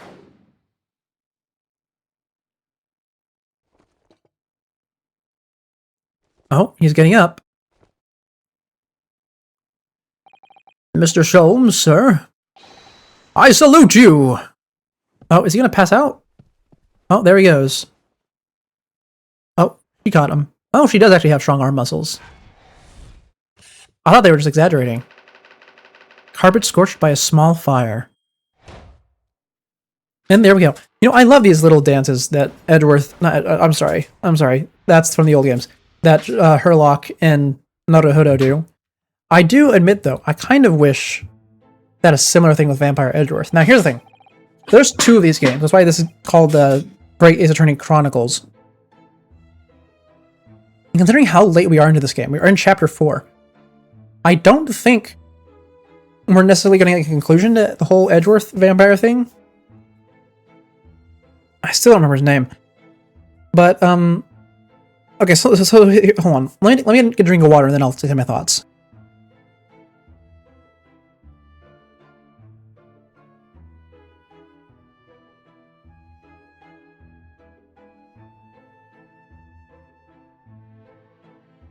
Okay, so in the main games, Edgeworth is your main rival and the opposing prosecutor for almost the entirety of the first game. The only game, or the only chapter in which he's not the main prosecutor is the final chapter of the original game. So not the DLC chapter that was added in the DLC game, right? Wait, was he the prosecutor there? I don't remember. It's not very important though. The point is, he's your main prosecutor, but then he's not in the rest of the games. He rarely shows up. And the reason for that is because they didn't want him losing over and over. Because if you just kept beating him, because you have to win, or most of the time you have to win, then he would just lose his, like, for lack of better terms, aura. But this whole thing is that he's a genius prosecutor who, until you, had never lost. So they swap him out with other people, only bring him back for special occasions. Now, Vampire Edgeworth in this game has a very similar thing going on. They call him the Reaper of the well, what do they call him? They call him like the Reaper of the Abbey or something? Not the Abbey, that's a different thing. But they call him like the Reaper of something, because he's also never lost a case. And they made that very clear in the last chapter. You technically lose to him. Because it's decided that, okay, well, your guy is innocent, but we need to do more investigation in order to determine who actually did it. And they have the key piece of evidence, which is the wagon. But then the wagon burns down, and your client, I think, dies in the fire. So, you know, he still wins in the end, kind of. Even if he wasn't involved in that, which I don't think he was. But I'm wondering, because there's at most 1 chapter left in this game, I wonder if they're going to save him for the next game, like have him be a rival for you then. I really want... Actually, hold on, I can look at the Steam. If we look at Steam, and we look at the cover art, because it is there. I mean, I don't see anyone else as prominent as... Like, who could... Like, any other prominent figures who could be a prosecutor. I think this game, our main thing is going to be dealing with Mal Strongheart, right? And then maybe we get Prosecutor, then maybe we deal with Vampire Edgeworth next game? I'm not sure. Also, this is all on the assumption that the game is at most 5 chapters long. That's how it was previously. For all I know, it could be 6, which would be absurdly long, but I would love that. It's these dashed long winter nights, you know. Nothing else to do but read in front of the fire. Luckily, there's a jolly good second-hand bookshop just around the corner. Buy all my old novels there. And in the pages of one particular novel, you discovered some rather illicit material for which your wife admonished you harshly, it seems. Don't know about admonished. Demolished might be rather closer to the mark. And beast is most certainly an apt die! Okay, that one was on you, bud. Here we go again. And the carpet? Was that destroyed by fire when the candle fell on the floor? Pray I say it was. Happened in the blink of an eye, you know. The whole place filled with smoke. Couldn't see a bally thing. I was caught between the old stick's rage and the ragging flames. That is a terrible situation to be in, my friend. You paint a torrid picture, sir. One that would have been most entertaining. That's sympathy for you. Didn't take long for the fire to spread, of course. The bally furniture started going up as well. We've had to hide the mess behind that screen for the time being. Oh, okay. I was not expecting it to be, that you're hiding fire damage. I still don't think you are. I think it's something else still. Over here, Mr. Caradeb? Well, you have nothing to hide. Oh, wait, this is Sholmes. Oh, it's so weird seeing Sholmes talk without seeing his face. Well, you have nothing to hide now. If you'll allow me. Oh, yeah, okay. It is his bookshelf. I was right about that. And it is burnt. I wonder if we're going to see the Sholmes books there. I guess his things weren't in books, they were in magazines. All my favorite old novels in that case. But as soon as the fire got hold of them, that was it. Whoosh! Up in smoke. Gosh, then the wife started hurling things at me. What a terrible sight it must have been. There was I, backed up against the window under heavy enemy fire, incendiary books coming 10 to the dozen. Worst of it is, I lost my favorite, book called The Lion's Pride. The Lion's Pride? Ah yes, your notorious love of big cats coming through again. I assure you the title didn't influence my choice in the slightest. So, the poor man really did lose something dear to him as a result of the ferocious beast's rampage. Mr. Sholmes' deductions turned out to be correct once again. If only it can be described as a great British wonder. Oh, it can only be described. Okay. I feel like I'm sort of out of it now. I tell you, it was total carnage. Flames everywhere, and the old stick in a full fettle. Out of interest? Oh, out of interest. What time of day was it? Not sure I can remember. It was 2 days ago now. Let's see. Around 5 o'clock, I think. So, at exactly the same time, as a terrifying incident was unfolding outside your window on the street below. Even more terrifyingly on the inside, I can assure you. The whole of Blighty could have been flattened outside my window at that moment, and I wouldn't have noticed a dashed thing. Oh, really? Really? Okay. Well, I guess that is an alibi. That works. Well, at least for now. Mr. Sholmes? Yes, Mr. Naruhodo, what can I do for you? Well, I think we've got to the bottom of Mr. Caradeb's situation now. But what does it have to do with Mr. Natsume's circumstances? Well, he did say there's no guarantee. I can't help you there, I'm afraid. What? My dear fellow, if you recall, I did say as much from the outset. I warned you that although I knew the retired army man to be hiding something, I could not be sure whether his secret would prove to be relevant or not. I just knew you were going to say that. Ha ha ha! Now, Mr. Naruhodo, you mustn't lose heart. Bear in mind that all things fall into one of only 2 categories, those relevant to this case and those not. That makes no sense to me. Well, no matter. It is of far greater importance that you make up your mind now. Sorry? Visiting hours at the prison will soon be over. Oh no, wait, is it that time already? If we're to accept Mr. Natsume as a case, we have official paperwork to attend to. So that's it. No more time to think. Perhaps you'd like to betake yourselves to a bidding us farewell now. I must prepare more supper for Mr. Garrideb. Oh, yes. I'm so sorry. Thank you both very much for your time. Seki-san will be waiting for us. And I'm gonna have to give him an answer. Alright, well, I suppose it's time then. So we're going to take on his case, no doubt. But, does the trial start tomorrow? It probably does. They always do that. Oh, I don't get to choose where I'm moving. We're moving outside and getting intercepted. It's time, Mr. Naruhodo. We must hurry back to the prison. Yes, I know. Let's hail a Oh. What's the matter? It looks like something's going on over there in front of the Garrideb's house. Also, I will note, so with us being intercepted here, right? I do appreciate that this is happening, right? This is kind of necessary for the story in order to flow properly. But I do think this game, or at least these newer Ace Attorney games, do railroad you quite a lot. Which I'm not sure how to feel about, because in the old games, that was kind of a problem that they didn't hold your hand.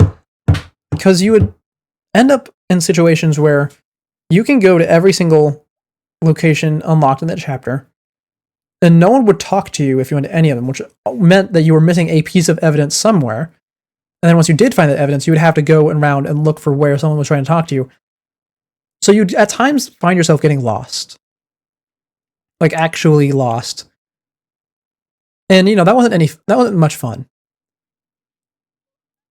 But I'm not sure. I think they need to find I don't think they need to find a middle ground between what these recent games have been doing, where they take you from place to place as they need, and the, complete free roam pretty much. But it does feel weird going from one to the other. And I know I'm saying going one from the other, and I haven't played the original games in literal years, because we didn't play the original 3 here. But they're still very fresh in my mind. I don't know, I just wanted to note that. Anyway, what's going on in front of the house? Who are you? I know thee not, old man. Fall to thy prayers. Who are you calling an old man, you rum-looking nimmy-pinny? Or niminy-pinny? There are more things in heaven and earth, Horatio, than are dreamt of in your philosophy. Who's this Horatio fella, eh? What are you going on about? Excuse me? What the? Who are you now? I'm sorry, it just looks as though there might be some problem here. And my associate here, Mr. Ryunosuke Naruhodo, is a lawyer, you see. A lawyer? What? If I can be of any assistance, I'd be happy to help. I'm from Japan, but I have studied English law. Fine. I'll be on my way for today then. But you mark my words. This ain't over yet. Who are you, my friend? Get thee to a nunnery. Do I look like a bloomin' nun to you? Hey, what's up with the jester here? I know he's not a jester, but he has the bell, so I'm calling him one. And I have a feeling he's gonna be a fool. I do hope you're not injured. Oh, fair Eastern maiden, thou art so gentle, thank you. What was that all about? There are more things in heaven and earth, Horatio, than there are dreamt of in your philosophy. I'm not Horatio either. Forgive the inquiry, sir, but are you a lodger here, in the Garrideb residence? Oh, fair Eastern maiden, thou art so right. Yes, I do dwell in this humble abode. Mr. Garrideb mentioned that he had another lodger, didn't he? This must be the man. Do you happen to know each other, or know the other lodger who lives on the first floor? Ah, yes, a gentleman named Natsume. Oh, more worthy a polemist than my battle of words ne'er could there be. Sorry, battle, did you say? I think he's saying that he has a good, literary knowledge. Who is stronger, Hamlet or Macbeth? Mr. Natsume and I sparred long into the night. I see. I don't fully understand, but it seems Mr. Natsume and this gentleman are acquaintances, at least. So, fair maiden? So, good gentlemen? I can tarry here no longer. Fare thee well! I didn't really understand him, but I think he's returned to his room. It seems he's unaware of what happened to Mr. Natsume, so can't really help us. With Soseki-san and that man as lodgers, the Garrett house is certainly full of eccentricities. Anyway, I'll go find a carriage. Yes, I'm sure Mr. Natsume is eagerly awaiting our return. Let's hope we can get to prison before visiting hours are over.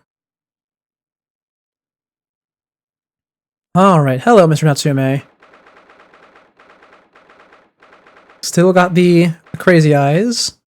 You know, now that we're actually looking at him again, I do have to admit, he does seem shady.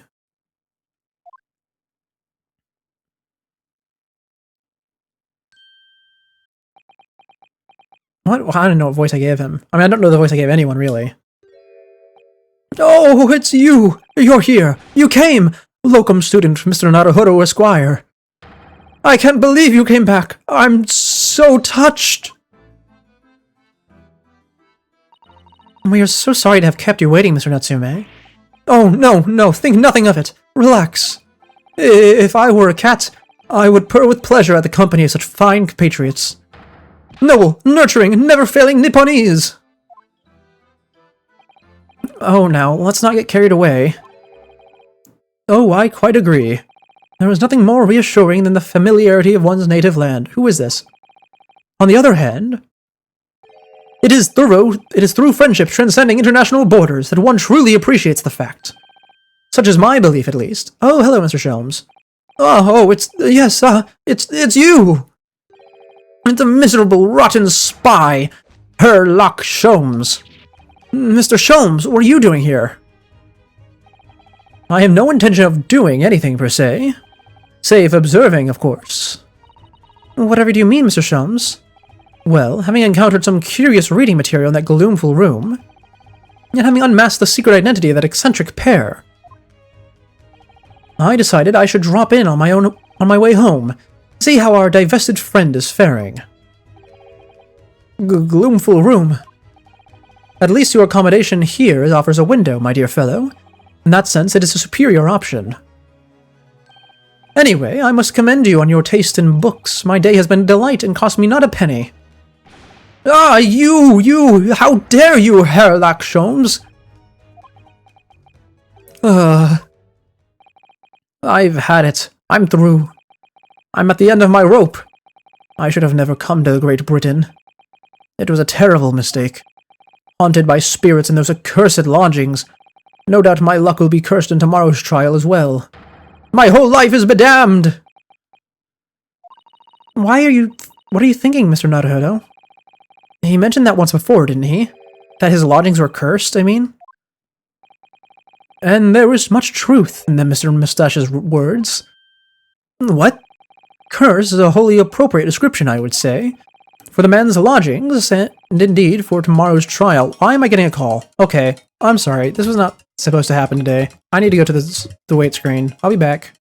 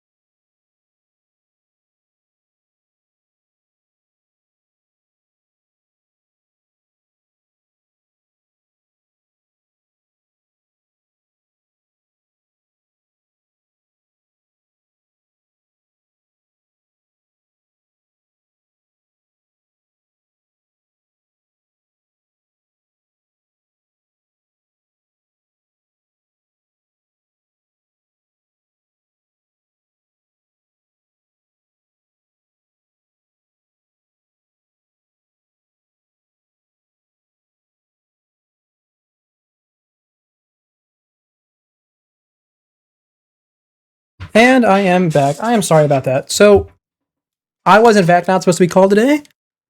And upon realizing that, I am no longer being spoken to. It is wonderful. And we can get back to a game. I just need to put my phone back up. I use it for chat and stuff. Actually, I suppose I can use Ghost Chat Day, since we're not playing a game on the Switch. It's been a while since we played a game that wasn't on the Switch. We've been doing that a lot recently. Actually, wait, no, I use it. I do use it for Switch games. I wasn't using it recently because it was broken for some reason. Why? I don't know why it broke. Here's the thing. I didn't even do anything to fix the chat when it broke. I just, before the next stream started, I went in, I tested all the chat things, to see which ones are broken still, because I forgot. And they were both working again. So I think Stream Elements was just down or something. It was very odd, very odd. Yeah, let's get back into it, shall we? Hold on, there we go. Open game back up.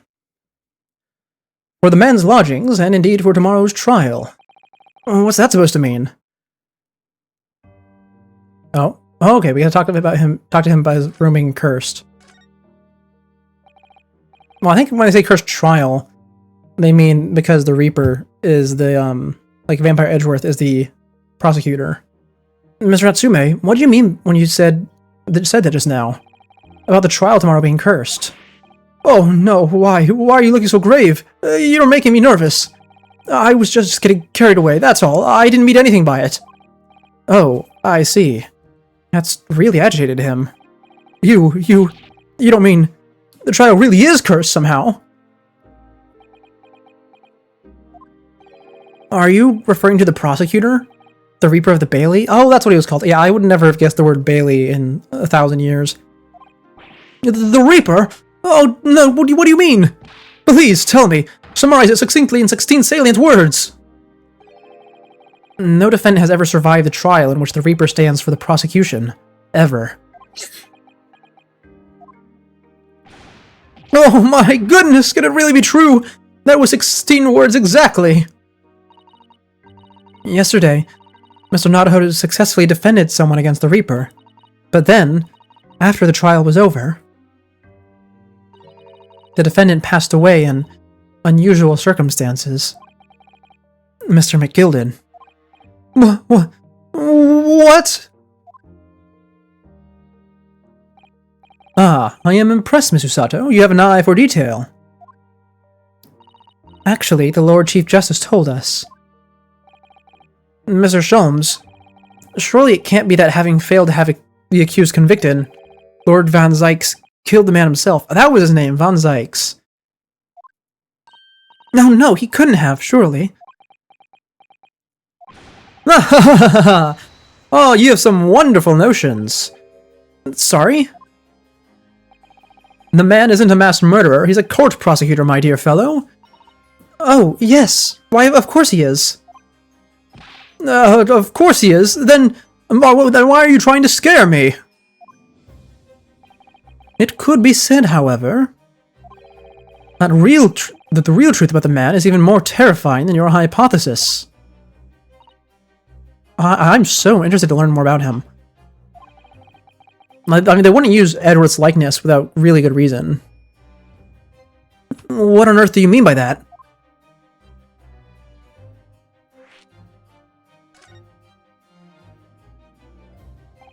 Van Zykes is a quite exceptional man. However, in London courts of law, exceptional does not equate to winning every case without exception. Ah, that's good.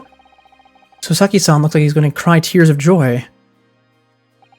As you are no doubt aware, in a British criminal trial, there is both a judge and a jury. The judge officiates based on the letter of the law, whilst the jury offers public opinion and common sense. It is an excellent system, whereby the defendant's guilt is considered from several points of view. Oh, this is actually an important point, because, there isn't actually a jury in the other games. That's kind of like a whole point. Like, actually, okay, so we played the 4th game onwards on stream, and the whole climax of the 4th game centers around the fact that you cannot prove the bad guy did it. You just straight up can't. The evidence has been destroyed, and he's very cocky about it, right? Because he's like, legally, you can't do anything to me. And then the whole reason you win is because the whole game has been a setup to establish a jury for the first time ever in not Japan, not California. And that trial that they were in is this first trial with a jury. So he does get caught. And I'm glad they're bringing this back because One of my biggest points of frustration in this franchise, and the whole thing, is that they completely drop that plot point. After that game, they never say a word about a jury ever again. Until this game, of course. But it's so frustrating, because they went through all of that. Like, Phoenix... You don't play as Phoenix in the game, you play as Apollo for the whole thing. But Phoenix had a whole, like, 7-year plan or something to get it established, and he was working on it in the background. And you know he's doing something in the background the whole time, you just don't know, because you aren't playing as him, he's being mysterious. And it's really great, and I love it, it's my favorite game in the series. Like, even more so than number 3, which is usually people's favorite. And then they just drop it, completely and utterly, never revisit it again. And it upsets me so much. So I'm glad we're back to it. However, public opinion in particular is somewhat easily manipulated. Right. Criminals and corrupt lawyers, for that matter, can use it to their advantage. By any means at their disposal, contriving evidence, calling imposters as witnesses, and so on. By such underhanded means, those who would want to are able to sway the jury. Which means that even in the light of irrefutable evidence, the prosecution can fail. But it means that the wrong verdict can be passed. And sadly is from time to time, my dear madame. It is simply the reality of the situation. And that's alright? However, those indicted by Lord von Zykes cannot escape justice. Their fate is sealed. Oh my. Though the adjudication may see them leave the courtroom with their freedom, within months they all disappear. It is most striking. Disappear? But how? Ah, by all manner of misfortune, sir. Perhaps they are trampled under a passing carriage. Perhaps they fall into the Thames and drown. Perhaps they are suddenly overcome by a raging fever, or perhaps attacked by a highwayman. Oh, no, no, no! All examples of the reality of events here in London, I'm afraid, Mr. Naruhodo. I mean, I kind of gathered that was his thing, but I wonder how that actually happens. Like, here's the thing. These games do actually have a supernatural element to them.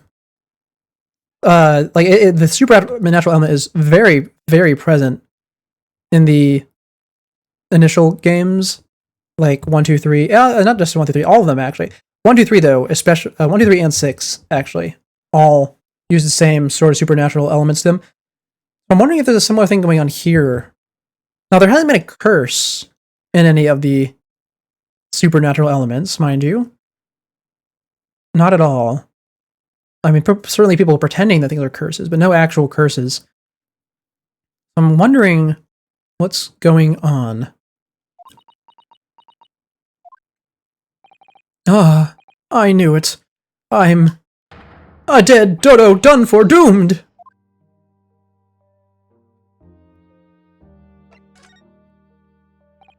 When you said accursed lodgings before, you were referring to your room at Mr. Gerdeb's house, I assume. Do you mean to say you believe that place is cursed? It's been a year now since I came to Great Britain, but I'd only been in London a week before I started to notice strange feelings in myself. That didn't take long then. Everywhere I looked, there were foreign faces staring at me, laughing behind my back. I was sure the people were talking about me. I started to become nervous about going outside. They were always staring at me all the time from dawn to till dusk. So I shut myself away in my room. But even that didn't help. The fear wouldn't go away. You must have been very lonely, having been away from your homeland for such a long time. I've had to move a number of times. Most recently to that room on Briar Road, a week ago now. Yes, why did you choose there? It seems a little inconvenient. The rent is cheap. I have so little money, it appealed to me straight away. Of course, I asked why it was so affordable. The landlord just simpered and said, "The room is cursed. Oops." He quickly tried to cover his mistake, but it was too late, so I told him, "If you have something to say, then say it, but if not, don't mention it in the first place." Yes, well said. But it was true. It was all true. You mean the room really is cursed, then? Ever since I moved into the windowless hellhole. My sleep has been plagued with nightmares. I wake feeling as though I'm being choked to death. And in my waking hours, people are stabbed in front of me as I walk down the street. I'm branded a killer, thrown in prison. Nobody wants to know me. I'm surrounded by scary, sinister spirits. If only there was someone, just one person on my side. Can no one find it in his or her heart to believe in me? Really, no one at all. To believe. Yes, to believe.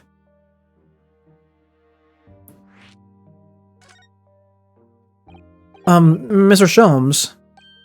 Ah, me, Mr. Naruhodo? Pray, what can I do for you? It's about the case on SS Buria, if you recall. The Buria.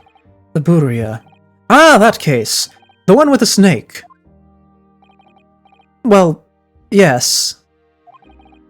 At the time, I was a suspect, but you believed in me and listened to my side of the story. And you helped us investigate. I did I? Interesting. What I want to know is, why? Why did you believe me? I see, yes, you mean... Because you were a grimly dressed, shady Eastern fellow with the victim in a found with the victim in a locked room. Well, if you like, yes. I'm a little surprised that the answer requires explanation, my dear fellow. It's quite simple, really. You said I didn't do it. But I could have been lying. Surely you must have had your doubts. You must have suspected me a little. I think perhaps you have misunderstood. I neither recall believing in you, nor in that which you were telling me. What? You see, the only things I believe in are those I choose to believe in. What do you mean, Mr. Sholmes? I make up my own mind about what is to be believed and what is not. If I should like to believe in something, I do. The circumstances can hang as far as I'm concerned. But I could have betrayed your trust. Ha ha ha! Oh, in that case, I should have made an elementary error of judgment, nothing more. Betrayal of trust is an overused excuse, in my opinion. Meaning, whether or not one should trust another is, in the final analysis, down to oneself. It is a matter of whether or not one can trust oneself. Yes, he's right. He's right, locum student Mr. Naruhodo Esquire. Whether or not I can believe in myself. A defense lawyer is only as good as his faith in the client. And that comes down to how much faith he has in himself. You are so right, Kazuma. Man, they really do have a Gurren Lagann situation going on here, don't they? I feel like I've mentioned that before. Like, I feel like I mentioned, like, all the way back in Chapter 1. I don't know how long ago that was. But Kazuma definitely had a Kamina vibe, and they are just doubling down on it. Over and over. Well, my dear fellows, it is time we were leaving, I believe. Already? Visiting hours are over. The guard will be here shortly to escort us out. There is a restaurant near here that serves excellent trout. Would you care to join me? Oh dear, there is never enough time, is there?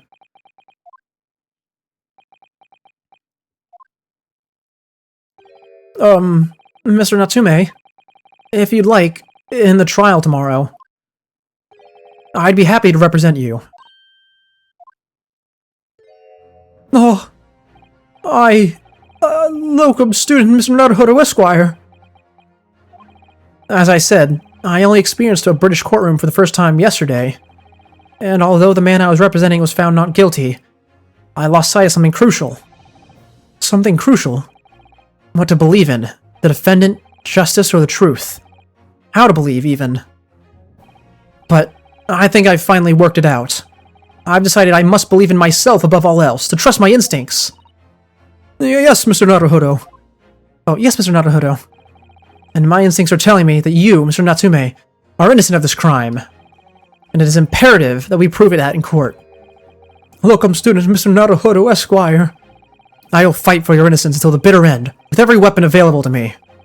So I hope you'll permit me to represent you tomorrow. Oh, his eyes have cleared. As I said when we first met. I'd like to entrust my fate to someone who will listen to me in my native tongue. Of course, Mr. Natsume. It would be fair to say, Mr. Naruhodo, that your mind was, in many ways, made up from the outset. You merely needed the events of today to fully realize it. Yes, I think you're right about that. It's been a roundabout journey, but I got here in the end.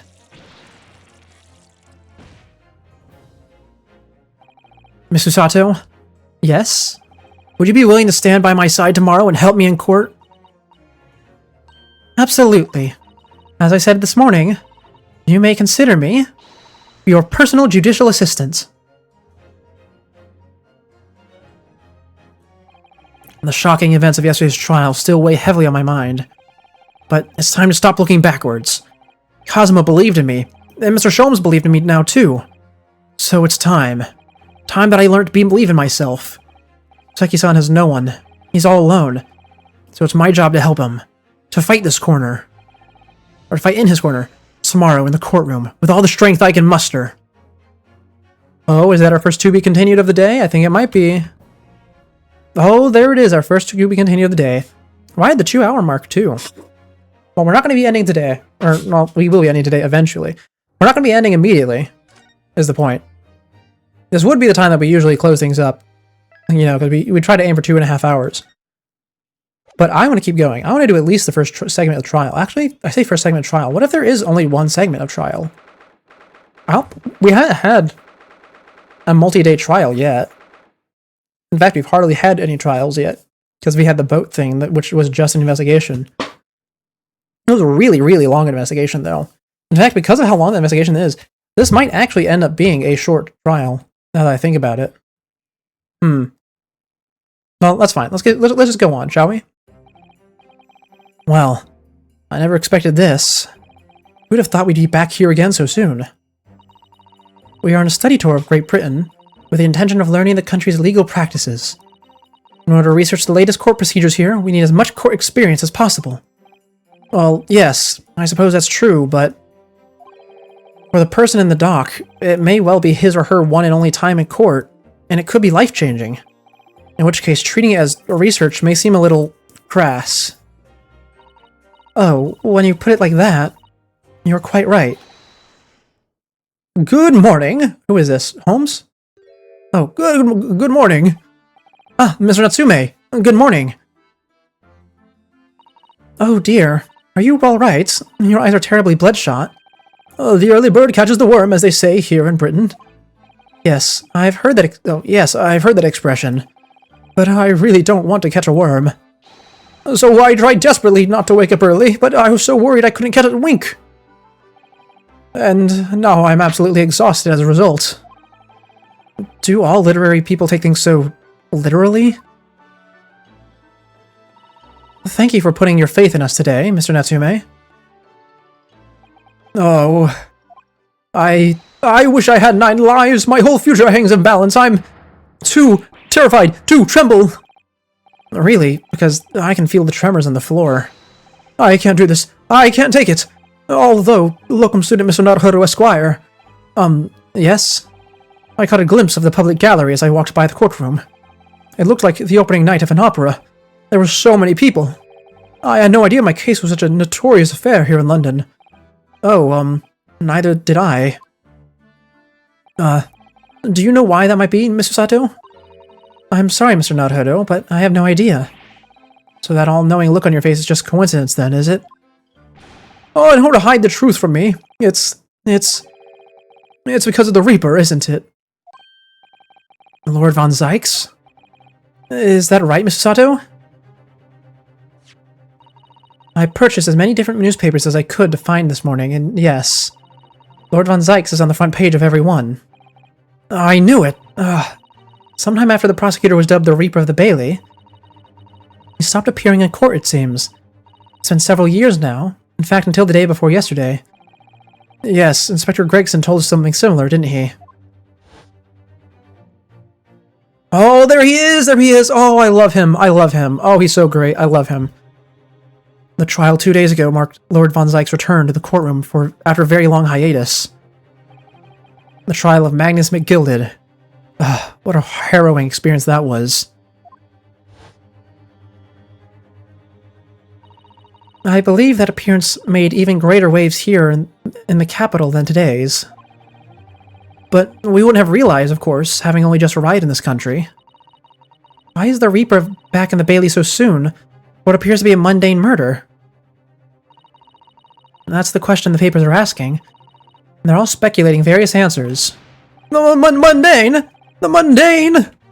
Oh, what's the most significant saga of the century to some of us? Oh, dear. I meant no offense, Mr. Natsume, but that's how the papers are describing it.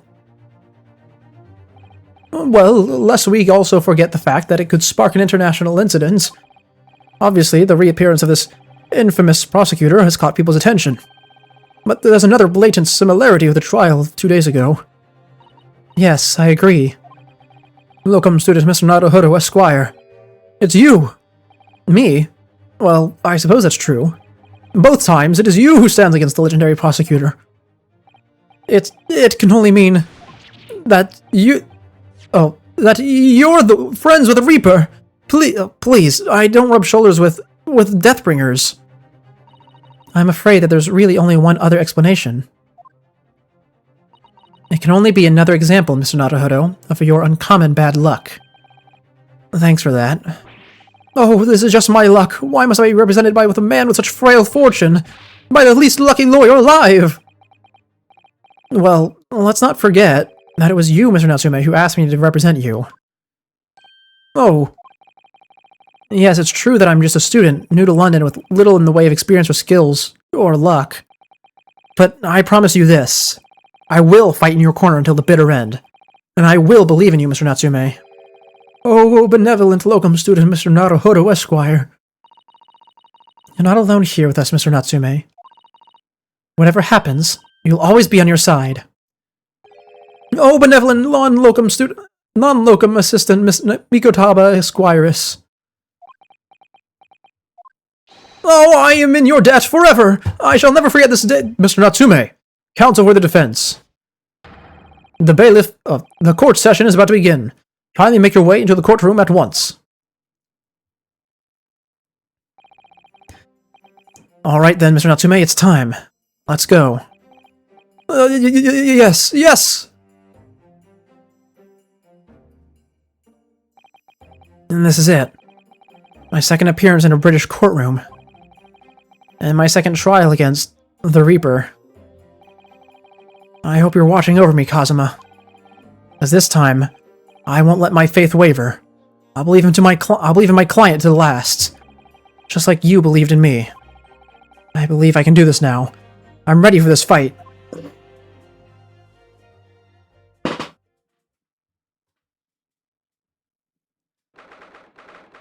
Okay, here we go.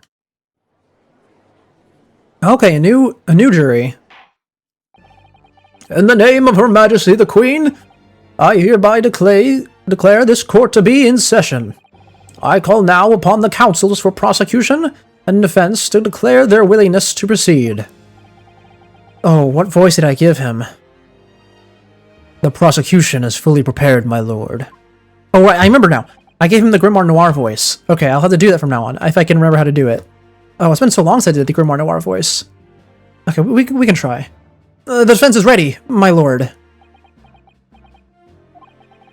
The Nipponese are truly a fascinating breed. Sorry, what?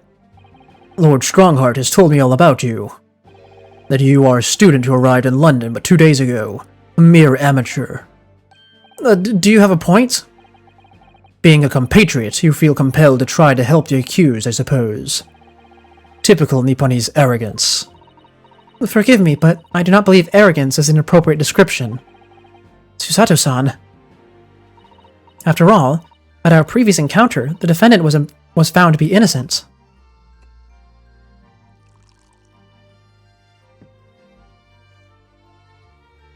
Was there steam coming out of that? Very true. And a most fascinating, if dark, trial it was, too. The tragic conclusion came later, of course. Here's to the acquitted in his unfortunate, violent end.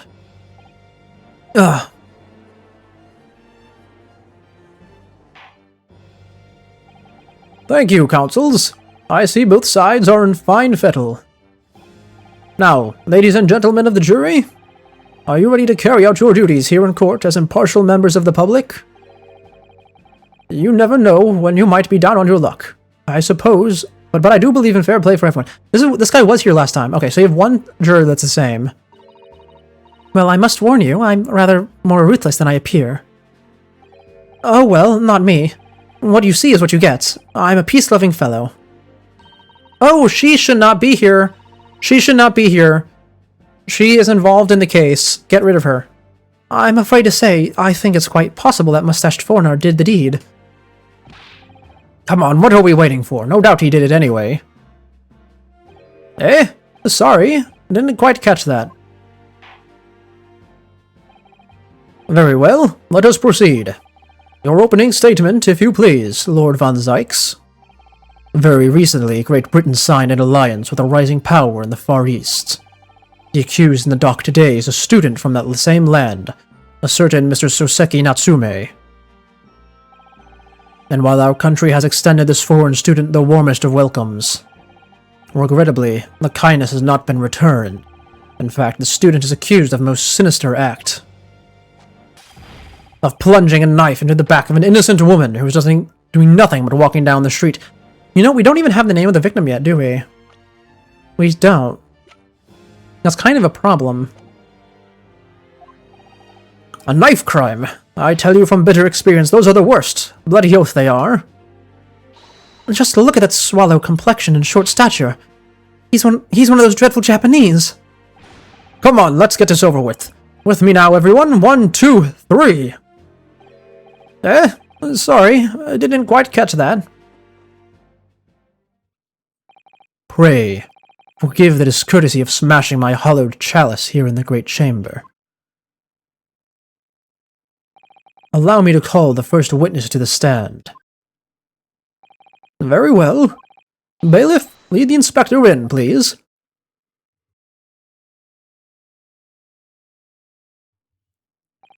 Your name and occupation, please. Oh, that's a big difference from regular Edgeworth. Usually Edgeworth has a huge problem with getting that out of people. I guess because all of our witnesses are troublesome. Yeah, that was a running gag with Edgeworth, is that he could never get people to just say their name and occupation and move on. Yes, sir. Tobias Gregson, Detective Inspector at Scotland Yard. Would you please summarize the events of the case for the court, Inspector? The victim is thought to be a young woman in her 20s by the name of Olive Green. I beg your pardon, Inspector. Thought to be. Yes. Having been stabbed on the back by her attacker's knife, the victim fell unconscious. That was 3 days ago now, and she's been comatose ever since. What? So they don't even know who she is for sure? Comatose, I see. But her life is not in danger. Fortunately for the Eastern student, the charge will not be murder. Pray elaborate on the details, Inspector. Sir, if I could ask everyone to take a look at this street map. We've seen this before. As I mentioned, the incident took place 3 days ago at around 5 in the afternoon. It happened on the pavement running alongside Briar Road, a wide thoroughfare for horse-drawn vehicles. It had not long since stopped snowing as the victim, Miss Green, was walking down the street. Out of the blue, she was approached from behind by the accused and stabbed in the back.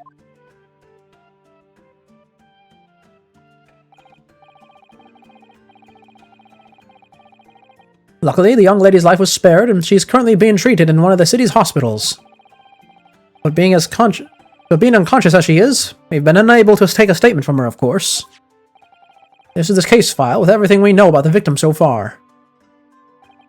Thank you, Inspector. The court will accept the documents as evidence, if you please. Ooh, I need to read that right now. Let me see. Oh, I can actually look at this too. Mr. Natsume. Sum of 2 shillings tendered the receipt of the picture of Monsieur Lecoq. A meal for Gabriel. Canterbury Yearnings. Okay. And what about the case file? Yep. Olive Green stabbed in the back on the east side of Briar Road. Discovered by Rolly Beat. We haven't discovered them, but I assume they're a beat cop by the name. Remains unconscious. Only a single knife stab.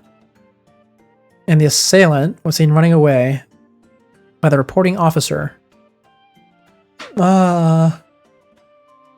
Okay. Well, we can't say for sure that they're the assailant. Only that they were running away. So the current accused was seen running away. What of the weapon that was used? Sir, I have it right here. It was removed from the victim's back. Ouch, that big thing is starting to make me scared to walk down the street now. Okay, it's a pocket knife. With a heavy blade like that, almost anybody would have been able to stab the poor woman. Even the scragged-looking Soseki-san, I suppose. Why is he underestimating her? He has gotten beat up by her by, like, multiple times at this point. How odd. A common or garden jackknife, I would say. Rather nondescript. Thank you, Inspector. The court accepts the blade as evidence. I would like to look at that too. Nah, let me see. Nothing stands out on the outside of the knife. Can we open it up, please? Ooh, look at... Oh, the tip. The tip is broken off. Oh, look here, Mr. Naruhodo. Just the tip. A small piece of the blade appears to be missing. You're right. Well spotted, Mr. Sato. I wonder what could have happened to it. Yes. You don't think it could still be lodged in the victim, do you? Oh dear, I do hope not. That sounds terribly painful. Okay. That's good to know. Now then, what do we know of the motive? Money or valuables, I presume? From what we can tell by looking at the woman's possessions, it seems that she's a poor student herself. Hard to imagine she would have anything worth pinching, my lord. I see. Well, in that case, are we looking at some deep-seated resentment over the victim? I'm afraid I couldn't say. Apart from visiting second-hand bookshops, the defendant, Mr. Natsume, doesn't appear to get out much. At this moment in time, we haven't been able to establish any sort of connection between him and the victim. Yes. Oh, it's so weird that he says yes. If theft and grievance have been ruled out as the motive, what reason could Mr. Natsume possibly have had for stabbing the young woman? Yet you arrested the man in spite of that, in a totally unjustified and heavy-handed way. Objection. Oh, that was his voice. Okay. Oh, he's done with the drink? Huh. Pray forgive the discourtesy of flinging a freshly uncorked bottle into the public gallery.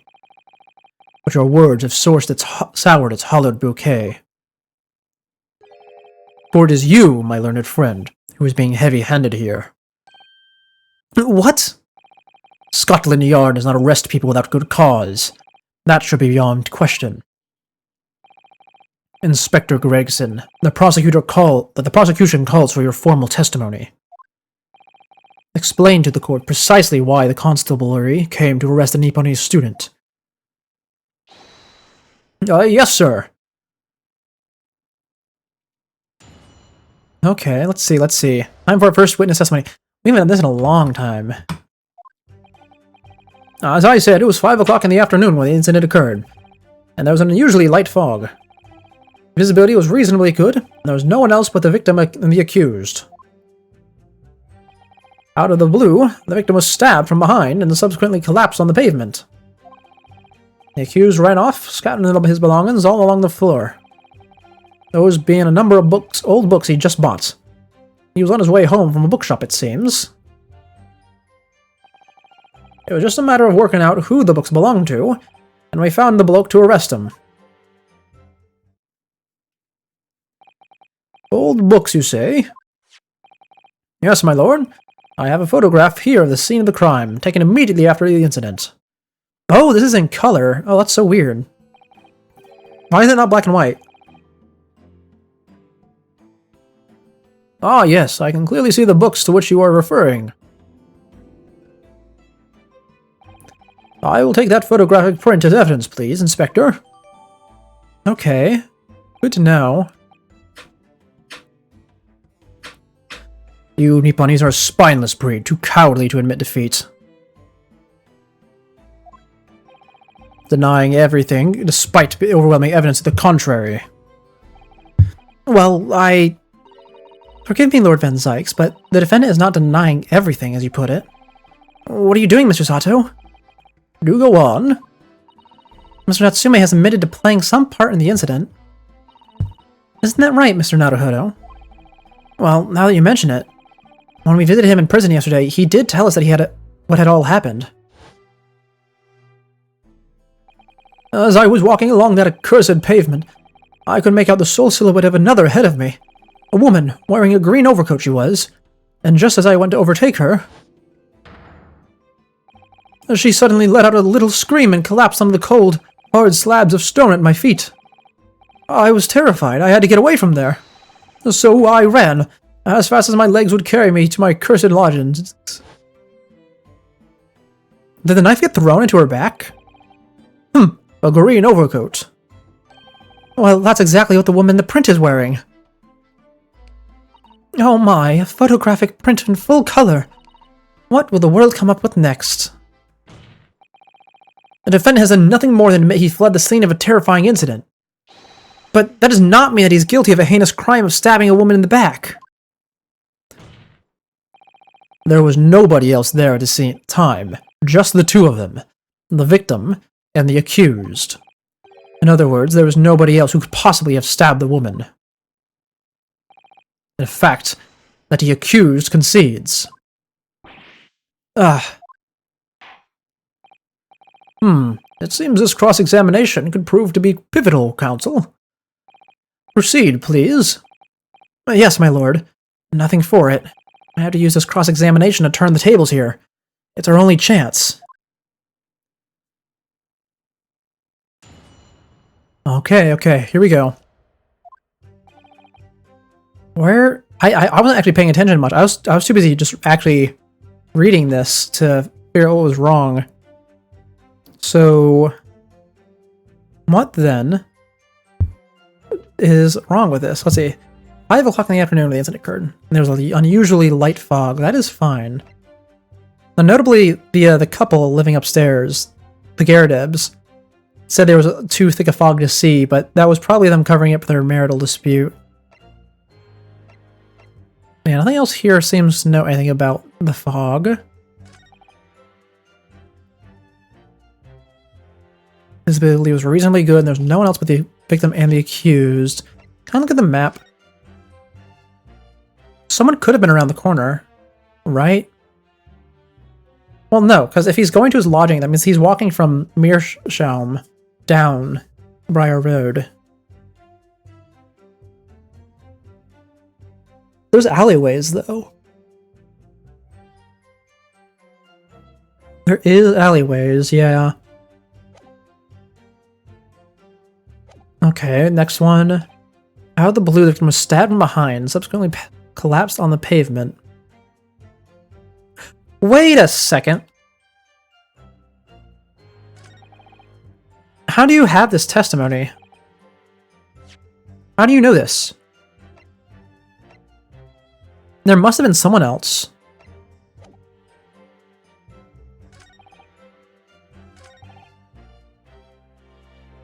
Yeah, how do you know visibility is good? How are you able to say that with any certainty? Quite simply, my learned friend, because that is what the witnesses to the crime have told us. Yes, Inspector Gregson mentioned the witnesses yesterday, didn't he? That's right. One of them is a policeman, I believed, from Scotland Yard. Oh yeah, Mr. Beat. That is correct, ma'am. But then we must hear from their testimony. The prosecution will, of course, call them to the stand, should it be necessary. But wait a minute. At 5 o'clock in the afternoon, in the middle of winter, it would have been dark already.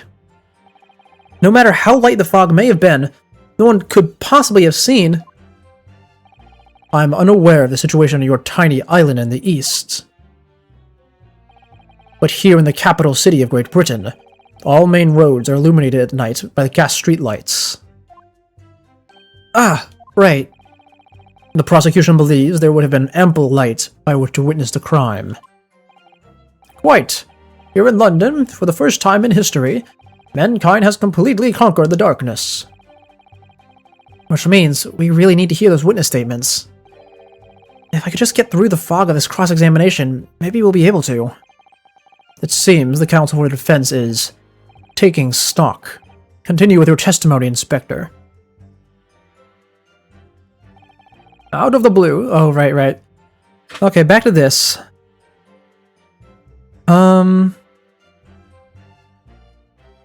Okay.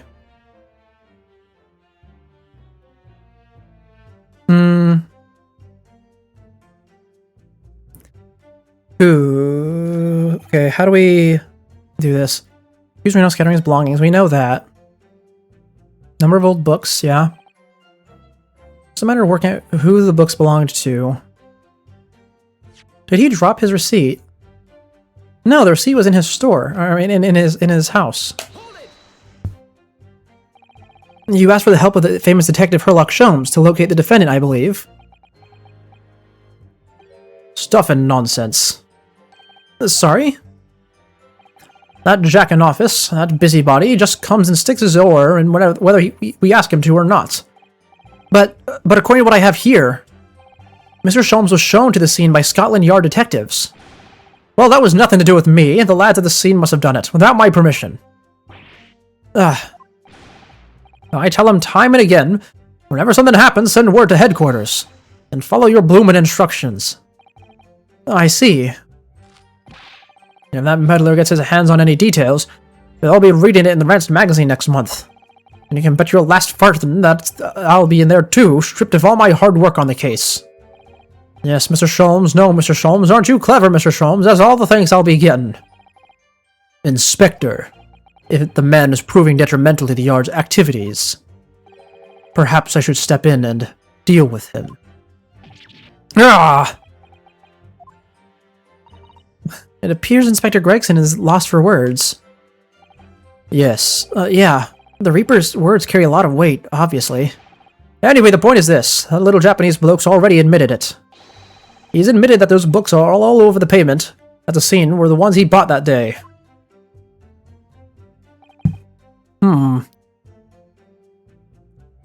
What do you think, Mr. Naruhodo? If you're unable to sway the jury during this cross-examination, I'm afraid that Mr. Natsume's fate will be sealed? Yes, they're sure to find him guilty. So, one way or another, I have to expose the undeniable inconsistency in the inspector's testimony. Okay, well, I still don't see where this contradiction is at. Hold on, I'm gonna... Give me a second, I want to sit down. Did that work? No, it didn't. I had a tab board of VTubes to do. I need to get this... Oh, it did work. Okay, it just took a second. Okay. Leaning back for a second. What could be the contradiction here? Let's see. Light fog, which he isn't bringing up because apparently we don't need the witnesses yet, which I think we do, but I guess they have the right to not bring it? I don't know.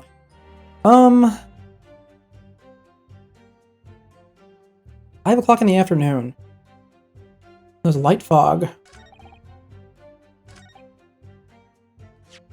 Victim was stabbed from behind and fell on the pavement. I'm already lost. I do appreciate this game a step of the difficulty, but I feel like in this case I'm just being blind. He did do that. He did do that. If it's just around 5 o'clock, then... Yeah, this is 15 minutes after he left the bookshop. What would it be?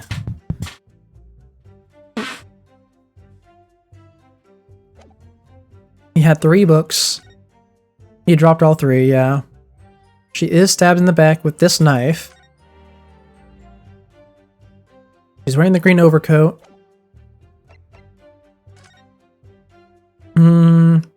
Now she has personal possessions that could be used to identify her. Silent was seen running away.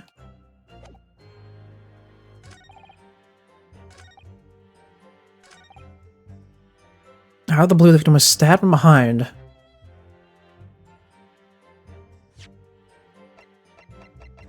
me ask about this. From behind, you say? That's right, as you can see from this print. Yes, quite so, Inspector. The handle of the weapon is clearly protruding from the victim's back. As you say, this poor woman, Miss Green... Oh, and you say this poor woman, Miss Green, remains in critical condition. Comatose, no less. I'm afraid so, my lord, yes. She's being treated at Bart's. I was hoping that she'd come around before the trial started so I could at least take a statement. Yes, that is a pity indeed. It would have been most illuminating to hear the victim's own account of events. Luck is on your client's side, it seems. On the contrary, my client has been exceedingly unlucky. Your force of tone is seriously undermined by those disturbingly wide eyes, I'm afraid. Oh, this game is getting me, man. I don't know.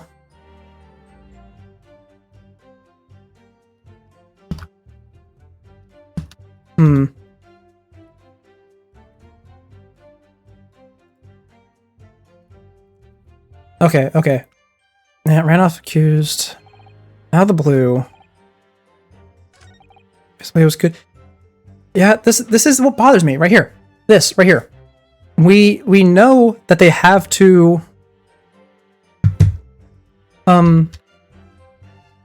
like, we know there's witnesses, multiple witnesses. In fact, one of them is a police officer. Right? Why is there an ad playing in the background? Stop that. Be gone.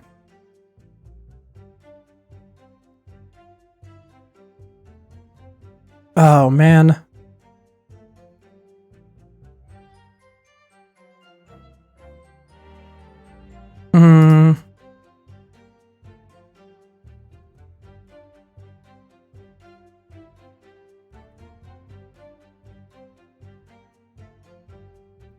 What is it? I mean, it might be a press everything situation. It could be.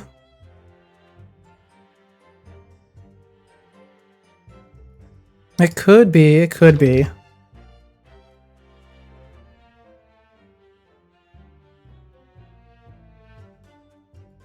Oh, but I don't think it is. Is it? I'm just kind of sitting here at this moment.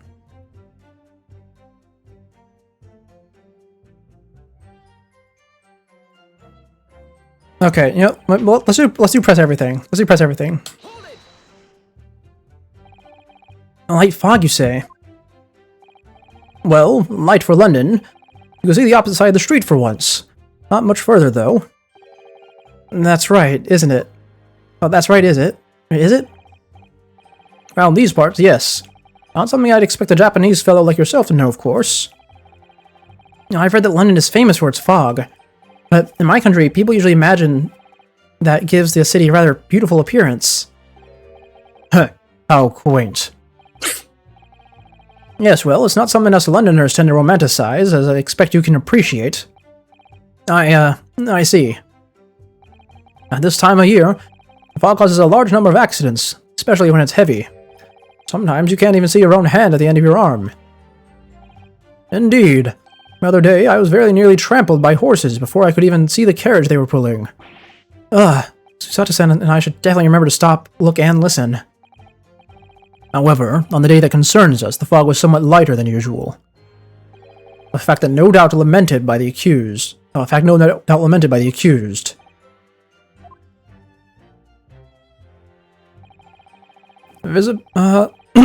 Okay, I guess we'll just keep pressing everything.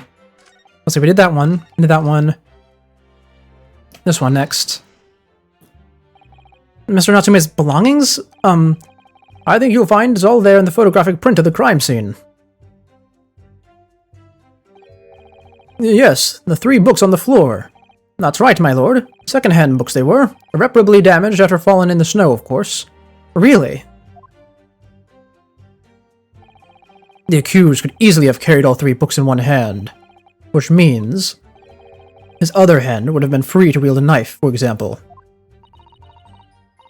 He's very clever, isn't he? What do you mean? He's made it extremely hard for you to assert that Mr. Natsume had his hands full with books. He's managed to close the one avenue of escape we might have had before we even knew it was there. You mean to say that the defendant was holding his belongings as he thrust the knife into the woman's back? That must be what happened, my lord, yes.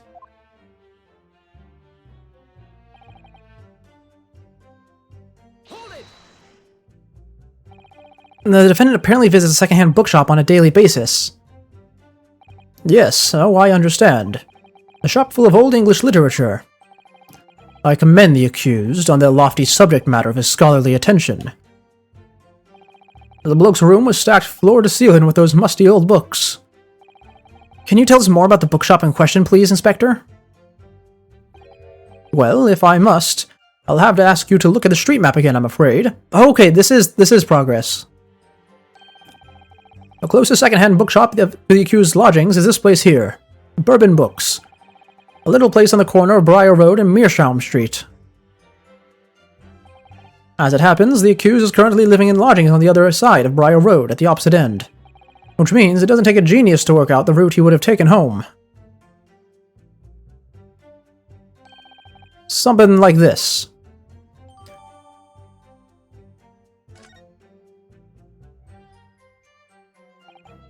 Yes, I concur with your conclusion, Inspector. The defendant would certainly have passed the scene of the crime on his way home from that particular shop.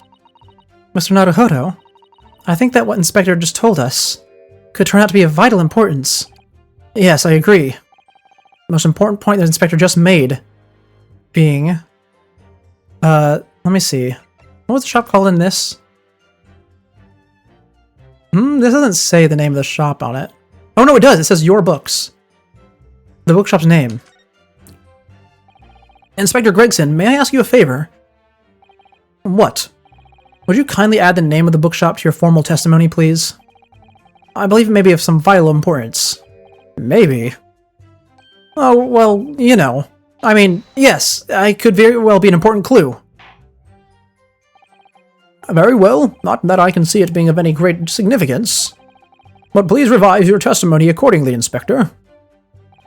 Yes, sir, my lord, whatever you say. Could the man be any more sardonic? Alright, in that case, we can now head ahead and present our first contradiction. Wonderful, because I wasn't going crazy. There was no contradiction. You had to press. If I could stop you right there, Inspector Gregson. What is it, Sunshine? I'm a busy man, you know. This is a receipt that we found in Mr. Natsume's room. It was issued on the day of the incident, and details of the purchase of 3 second-hand books. And you found that in the accused's room, did you? Yes, but the point is not where the receipt was found, but the name of the shop printed on it. Go on. This receipt was issued from a bookshop called Your Books. Your Books. Y-O-R-E, I presume. Yes, my lord. So when Mr. Natsume did indeed purchase a number of books at a second-hand bookshop that day, however, the bookshop in question was not Bourbon Books.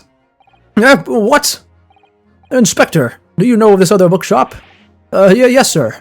Your Books is another second-hand bookshop not far from Bourbon Books. It's just that, well, it's such a small place, I didn't think the accused would have known about it. But, in fact, it is the bookshop which the defendant visited on the day in question. And this receipt proves it. Yes, for what difference it makes.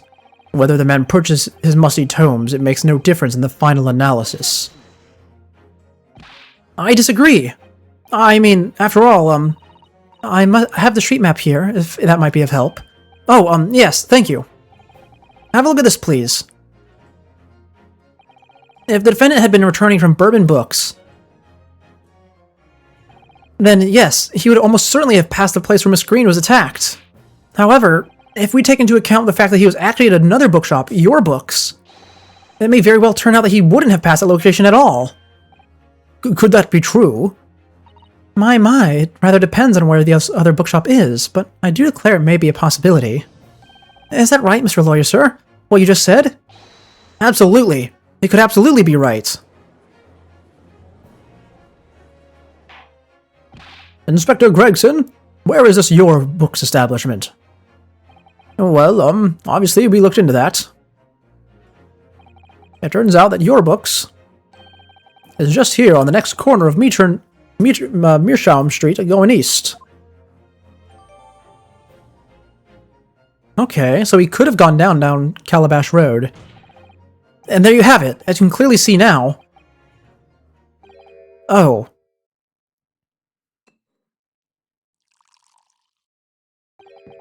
My learned Nipponese friend is obviously in training to be a clown, the way he regales us with such witticisms.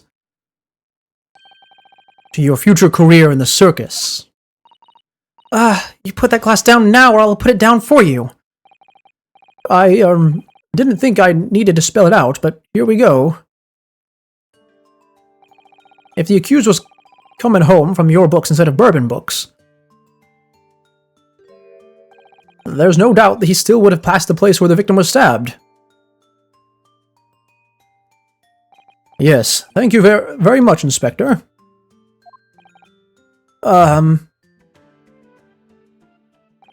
Allow me to reiterate for my learned, if somewhat slow Nipponese friend. Wherever the man purchases musty tomes, it makes no difference to the final analysis. As I suspected, you can't fool me, and I don't suggest you try. What did I say, eh? I've had enough of this now. I beg your pardon. Terribly sorry, but would you mind repeating that? Mr. Naruhodo, we mustn't give up. What do you mean? If the prosecution's assertion is correct, the members of the jury may very well decide that Mr. Natsume is guilty. She's absolutely right. We must think. We must consider the assertion just put forward by the prosecution very, very carefully. It claims Hoseki-san must have passed the location of the incident on his way home from your books, but he could have gone the other way. And the assertion just made by the prosecution is fundamentally flawed. Explain yourself, counsel. Yes, my lord. You can see what I mean on this map. When returning from your books to his lodgings, Mr. Natsume could have followed the route suggested by the prosecution. However, that isn't the only conceivable route to take between the two places. If the defendant used these streets, look what happens. He arrives back at his lodgings without passing the location where the victim was attacked. Talking back to a clown is a fool's errand, of course. However, I feel compelled to point out that route is what is commonly referred to as the long way around. On a cold winter's night, why would any man choose to take a longer route home? Well, the answer is extremely simple. He wouldn't. In other words, the accused took the obvious route back to his lodgings, and as the obvious perpetrator of the crime. But, I got it. Obviously, we must ask the man himself. Ask Mr. Natsume which route he took home.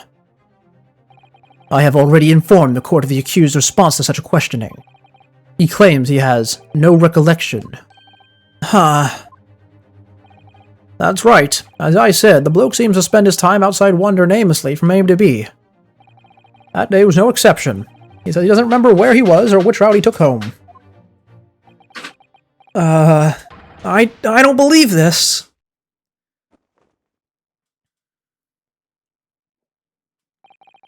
I thank you, my learned friend. And I suggest that we do not waste any more of this court's time by wandering aimlessly around the subject. Pray, what say you insightful jurors? But even if that is the case, the defense still... Oh. The jury seems very upset, except for one. Oh, no, he seems upset too. I agree with Lord von Zykes, wholeheartedly and in every way. What? I don't believe it. Does this mean... We, members of the jury, are completely convinced now. Very well. In that case, I hereby call upon all members of the jury to present your findings to the court. Guilty. Oh. Oh, they have their own lines. Guilty. Guilty. Guilty. Oh, that was quick. And of course the weird magic fire they have, yeah. Now, as I recall, there was a thing that we'd used last time that gave us like one more chance if the jury did this. It would appear the jury's leading is unanimous. Ryunosuke, don't give up yet. You still have an avenue of escape. To the insightful members of the jury, I applaud your brave resolve. You serve Queen and country admirably. Mr. Naruhodo? No, not yet. This isn't over yet. I still have one last chance to sway the opinion of the jury. I have to tip the balance of those scales the other way. I have to turn this around. Somehow.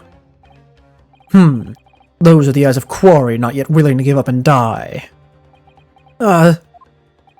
So, I presume you intend to wield your rights again in this trial. Rights of the defense written into antiquated British law that should have been buried long ago. Call it antiquated if you will, but it's the defense's prerogative to carry out a summation examination if it so chooses. Also, he says that it should have been buried, but last time we did prove that it was worth having. We did correct. Very well, counsel. In accordance with the letter of the law, we shall proceed with a summation examination. Are the members of the jury ready, Mr. Foreman? Of course we are ready.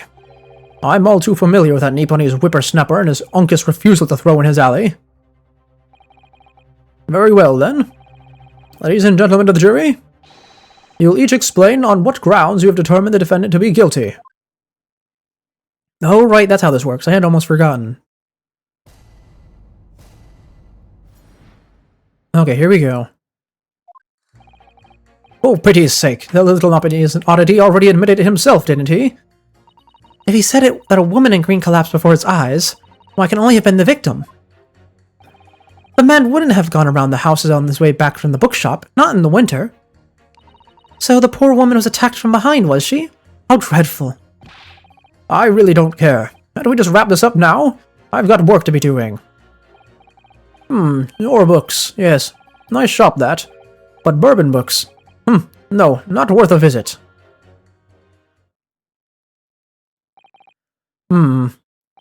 With only minor exceptions, the reasons for finding the defendant guilty are all too clear.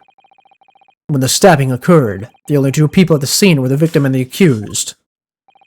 And the accused himself has admitted to seeing the victim in her green overcoat sink to the ground before his eyes. Furthermore, we have heard from the inspector that the defendant then fled the scene. I must say, I would have ample grounds to convict this man already. Oh dear, even the judge appears convinced of Mr. Natsume's guilt now. Why did he have to run away like that? How are we supposed to believe in some phantom attacker that nobody could see? This is impossible! How can I possibly make a case for the defense? Mr. Naruhodo, this is no time for grumbling. We want to force the trial to continue. Yeah, I know. I have to turn the tide. I must make the jurors change their minds. Well, 4 of them at least. Exactly. We have no choice but to forge forward. You have the floor, counsel.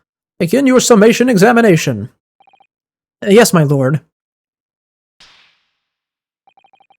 I just need to keep this trial going somehow, whatever it takes. Come on, Ryunosuke, you can do it.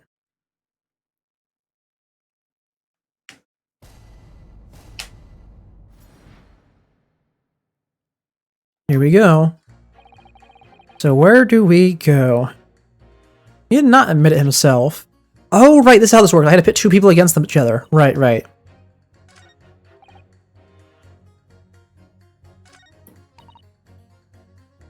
So how do we do this? How do we want to do it? You're not worth speaking to. You say that she was attacked from behind. That seems important.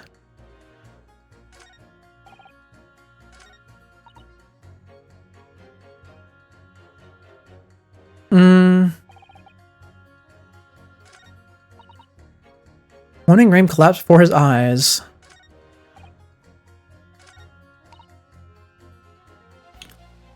Well, they say it was from behind. Is this how I do it? Those 2 statements clearly contradict each other. I'm sorry, but as foreman of the jury, I have to object. That's complete nonsense. What? I'm a banker, don't forget. An educated man. There's no contradiction as far as I can see. Oh, quite so, Mr. Foreman. I'll not permit a whimsical attack against the good members of the jury council. There was nothing whimsical about it. Okay, fine. Get through the ending dialogue. What did I do wrong? I mean, I know I did wrong, but... Yeah, you don't care.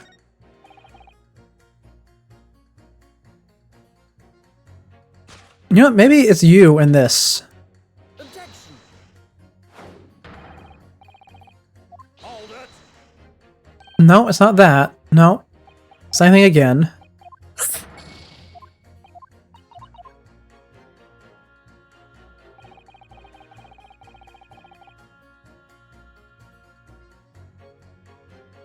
Your books. Not worth the visit. You want to go home. You say the one was attacked from behind. You say the man wouldn't have gone around on the long way.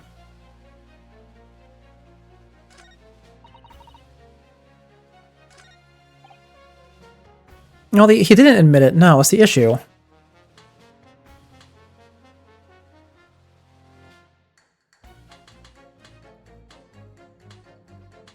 I mean, you two? No, that's not it. Okay, this is really getting me. I have no clue. Hold on. We're also almost out of lives, which is kind of a problem. Oh, I can press them. Oh, I didn't even notice. That's probably... Wait, can I present things too? No, I can't, but I can press them. So let's go press that old man at the end. Sorry. Fold it, you say? Fold what? No. What I said was hold it. What I wanted to ask was, do you visit your books often? I like the old books they have in there, yes. I enjoy reading them over a nice cup of old tea. That's my daily routine, you see. Same thing every day, including the day you're all talking about. And at what time did you visit your books on the day in question? Well, I was picking out books in there all afternoon, and it would have been just before 5 that I left. That's my daily routine, you see. Same thing every day, including the day you're all talking... Oh my god, I just realized he's wearing a green coat, and he's round. It could have been this person that he saw collapsed. Just before 5, you say? Exactly when the victim was attacked. Are you sure about the time? Oh yes, no mistake there. I remembered well. I'm not about to forget that day in a hurry, not after the dreadful time I had. What do you mean? Well, I was walking down Calabash Road when I slipped on the ice and donked my head. It's always worse after the snow stopped falling, that's when it's most slippery. Knocked myself clean out, I did. I really thought my number was up. Wait a minute, let me get this straight. This happened on Calabash Road? Or Calabash Road? That's right, I live in Cornpipe, you see. Heading down Calabash Road is the quickest way for me to get back from your books. Juror number 6, I must insist that you add that information to your formal statement. It may very well be extremely significant. Sorry? Extremely sick? No, I'm quite alright now. It sends a shiver down my spine to hear the members of the jury so convinced of Mr. Natsume's guilt.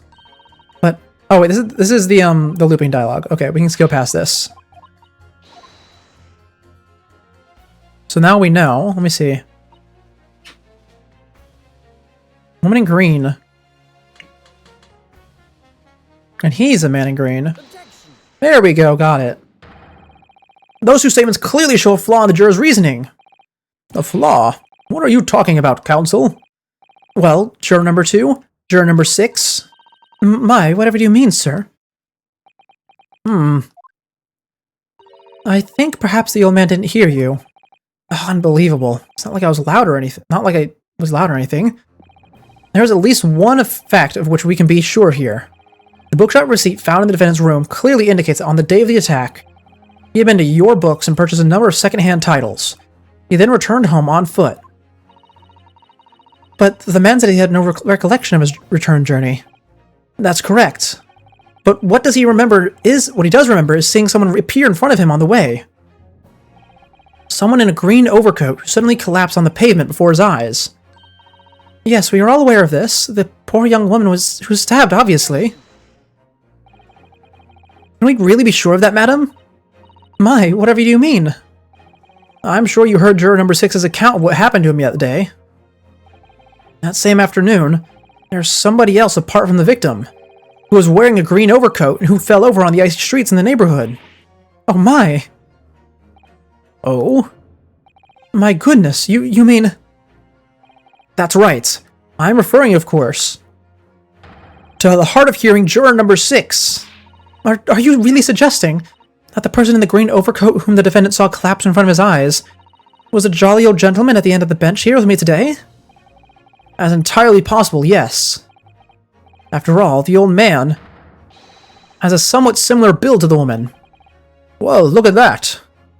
My goodness me. Sorry, you need a pee. And crucially, we know precisely where the old man in the green overcoat fell. On Calabash Road. Therefore, if the person who Mr. Natsume saw collapsing in front of him was in fact juror number 6, that means the defendant must have taken the long route back to his lodgings.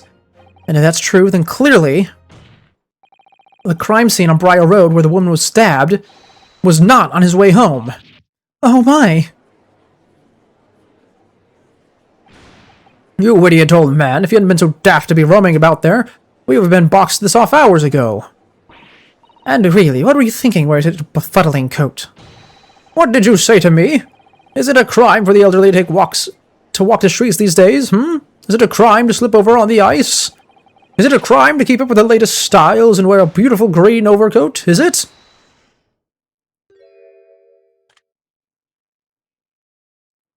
Oh, okay. My lord, I do hope I won't cause any inconvenience, but... You'd like to change your leaning, I presume? I do declare that I would. I should like to call for a verdict of not guilty. Thank you. I would too. What? Is it a crime to change your mind, is it? Well? You know, the old people in the jury are always so feisty. Whenever they're not having, like, hearing issues. Because last time there was an old lady who wasn't listening very much either. Anyway, 2 more. Oh, well done, Mr. Naruhodo. That was wonderful. Well, we've managed to change a couple of minds at least. And strengthen our position somewhat. Yes, and it will prompt the other members of the jury to reconsider their stance as well. They'll be asking themselves if the current leanings are really right or not. Val, if only we could just identify one more clue or discrepancy that would make them stop doubting Mr. Natsume. We might be able to tip the balance completely. Yeah, that's exactly what we've got to do. Von Zykes is looking to bring the trial to an early conclusion. That's what we're here to prevent, by whatever means we have at our disposal. Thank you, Counsel. Okay, on with the summation examination, please. Yes, my lord. Now, let's see, we finished you. The man wouldn't have gone around the houses on his way back in the bookshop, not in winter. Was attacked from behind.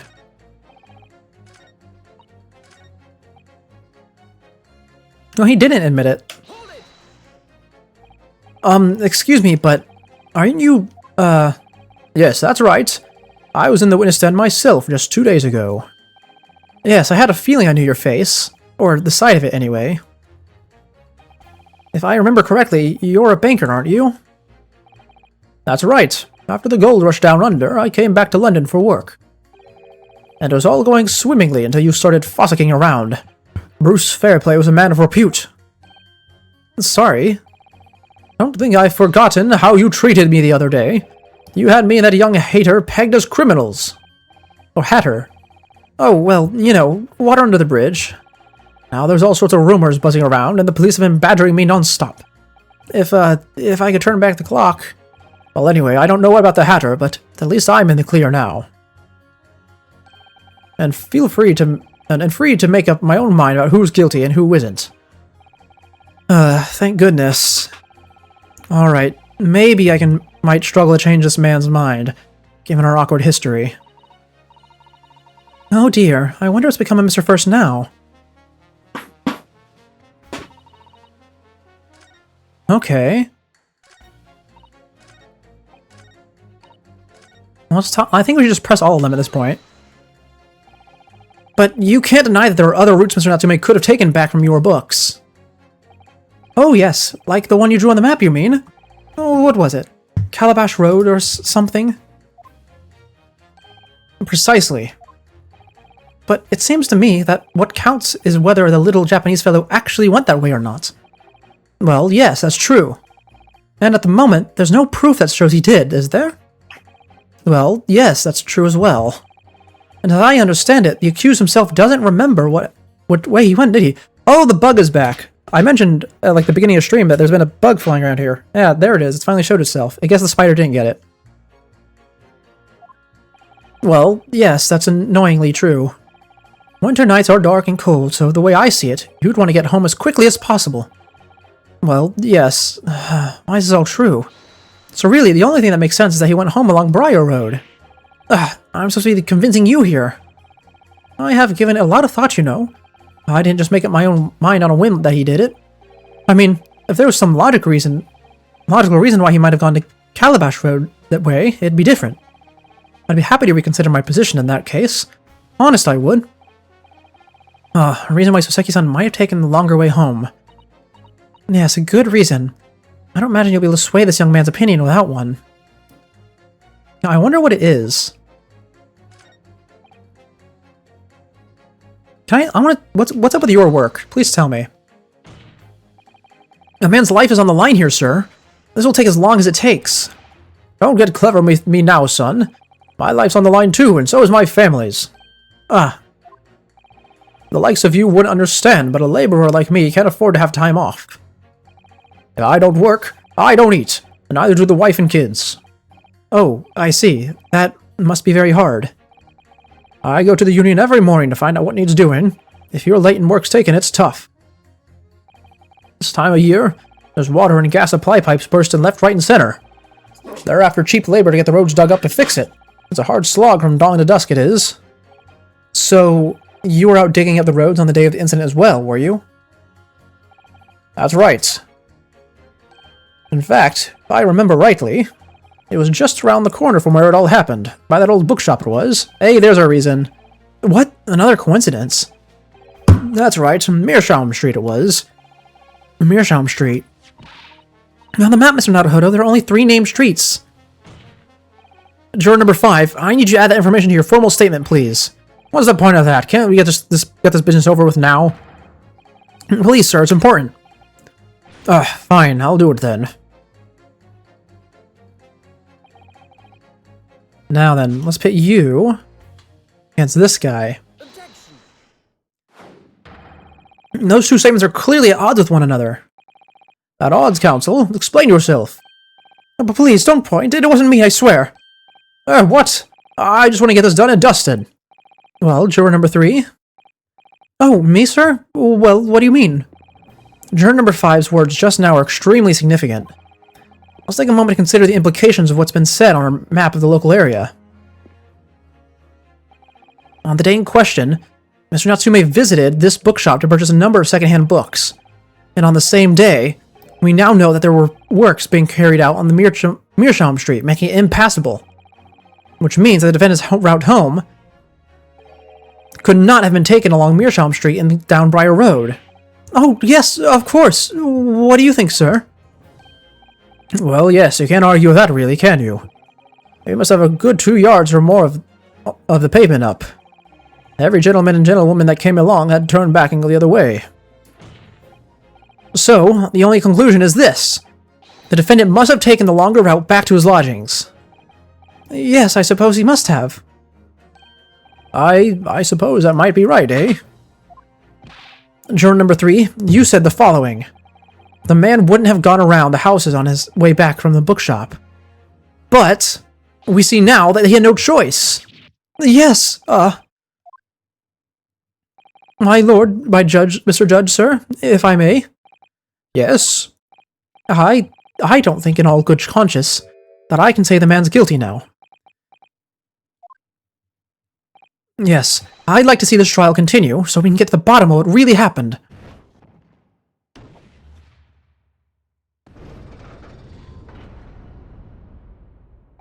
What about you, sir?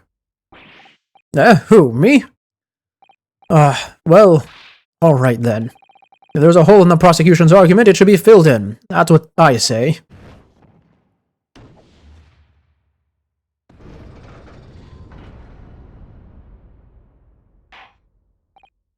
Well, that summation examination has concluded with a rather large shift in opinion. The ayes, 2, the noes, 4. So the noes have it. Not guilty, they say. Which means we no longer have a consensus among the members of the jury. The trial will continue. Objection!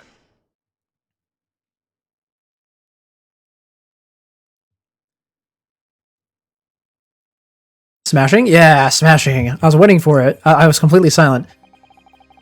Could it seem churlish of me to drink from my hallowed chalice moments after raising the objection? Only to crush it in disgust. Pray forgive the discourtesy. Lord von Zykes? It seems I must retract my earlier remark. What do you mean? I mistakenly credited these jurors with intelligence by describing them as insightful. Yet we have just witnessed them falling for a cheap trick performed by an Eastern entertainer. Whatever do you mean?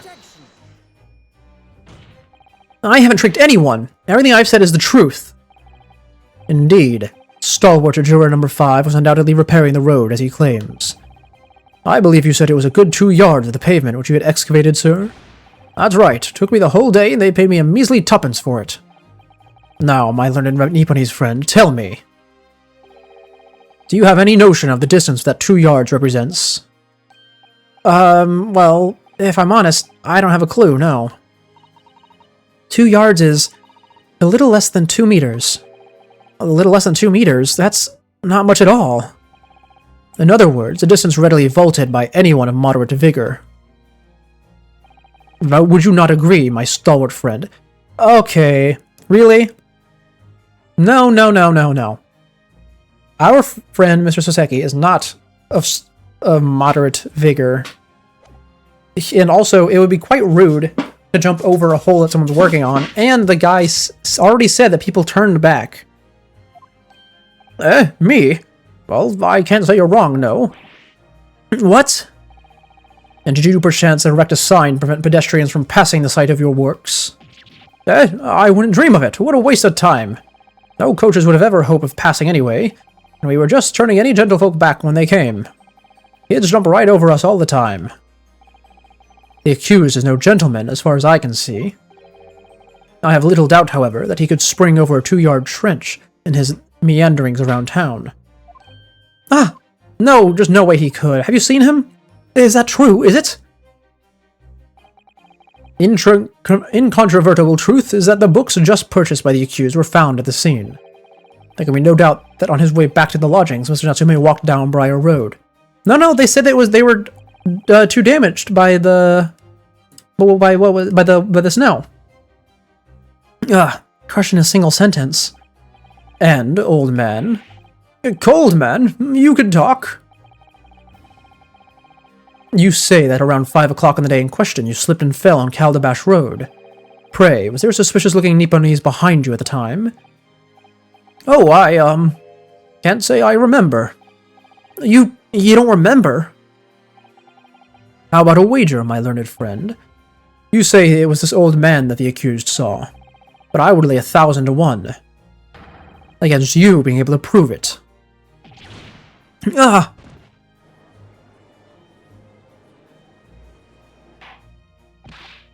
Order!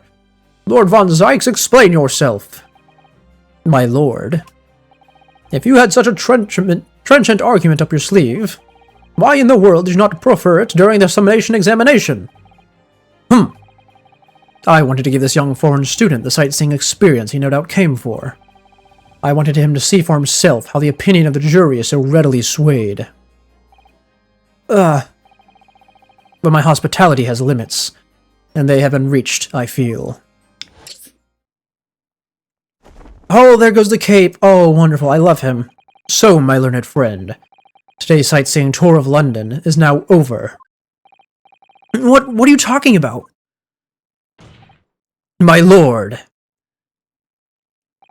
The prosecution requests permission to call its next witnesses to the stand. Granted. Bailiff, bring forth the witness. Its next witnesses? Mr. Naruhodo, do you not remember?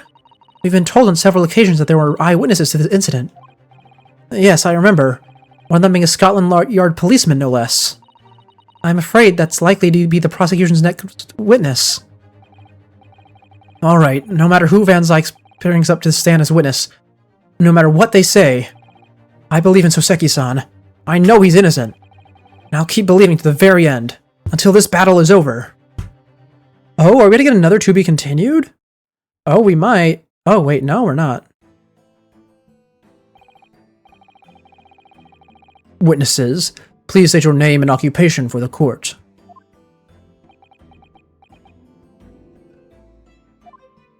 Oh, they are a couple. I was about to say, they have matching scarves. Constable Rolly Beats, sir. Nothing to report on the street, sir. They even have similar eyes. Oh, and he's falling asleep again. And he has his chin strap in his mouth, I noticed. How odd. And I'm Mrs. Beats. Patricia's my name. I'm proud to say that I'm this young town hero's wife. What's the story here? Well, in truth, we've not been married long. In fact, we celebrated our first anniversary only the other day. No, I was more wondering why he's asleep on the stand. No, it was her husband I was asking about. He seems tired. Hardly surprising. Most being an honorable occupation, patrolling the beat is the most demanding work in the world. Oh, really? I'm sure I've heard that before, actually. Yeah, they did mention it, about how they have, like, super strict, guidelines on how far they have to walk every day. Indeed. Apart from the rare days off, our gallant officers trudge some 20 miles a day, you know. They patrol bordering houses and pubs, collect taxes, survey the streets, check the meters, check that meters are reading true, and they're responsible for keeping the streets clean and lighting and extinguishing our houses. There are a number of items on that list that don't sound much like policing duties at all. I wouldn't just be falling asleep on my feet. I'd have collapsed long ago. But it goes without saying that a policeman's primary duty is the apprehension of criminals. Even when he's off duty, a constable is expected to investigate and resolve any crimes on his beat. For the London Bobby is a man of honor. And a man of slumber. On the day in question, this man and his wife were walking down Briar Road in the opposite direction, and they witnessed the incident as it occurred. Is that not correct, Mr. and Mrs. Beat? That's right, sir. Isn't it, Rolly? The Constable Rolly Beat, sir. Nothing to report on the streets, sir. Oh, what a great witness he's going to be. He has quite the jolly tune. Very good. I'd like to hear your formal testimonies now, please. You will tell the court exactly what you saw on the afternoon of the incident. Yes, sir.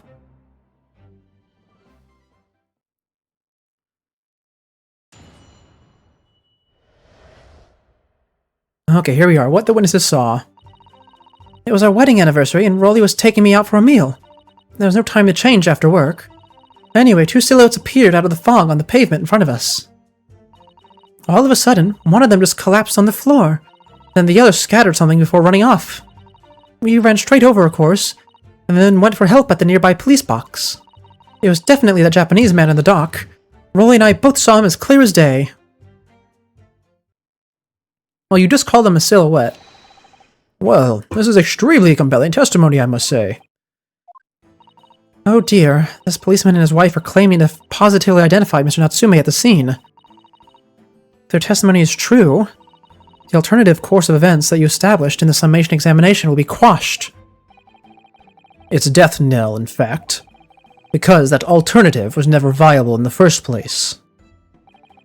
What an unfortunate bechancing, and on your wedding anniversary too. Oh, I know, but I still managed to go out for the evening with my man. I thank the Lord for that. Gosh, the life on the London Bobby sounds very hard indeed. Indeed. However, this cross-examination will be over in minutes. You may well have time to rest this afternoon. What do you mean by that? My learned friend, the witnesses saw the face of the man fleeing the scene. They are testifying under oath that it was without a doubt the accused, Mr. Seki no Tsume. And one of these victims is a policeman, no less. So, you appreciate the gravity of the situation, I'm sure. Except that the man's so tired, his wife had to do all the talking. Enough preamble. Counsel for the defense, commence the cross-examination, please. Yes, my lord.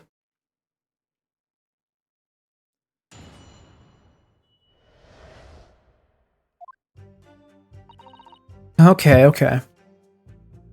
No time to change after work, so he was still wearing his outfit. Anyway, 2 silhouettes appeared on the fog, on the pavement in front of you. Tell me more about these silhouettes. 2 silhouettes? That's right, they were coming in towards us, walking up Briar Road in the opposite direction. There's a rather plump figure followed by a scrawny, thin-looking man. That does sound exactly like the victim as pictured in this print, and like Mr. Natsume. Yes, unfortunately it does. And you're certain that at the time there was nobody else nearby? Oh yes, quite certain. It was dark, but there are streetlights on Briar Road, you see? Okay. There's nobody else around at all. Isn't that right, my darling?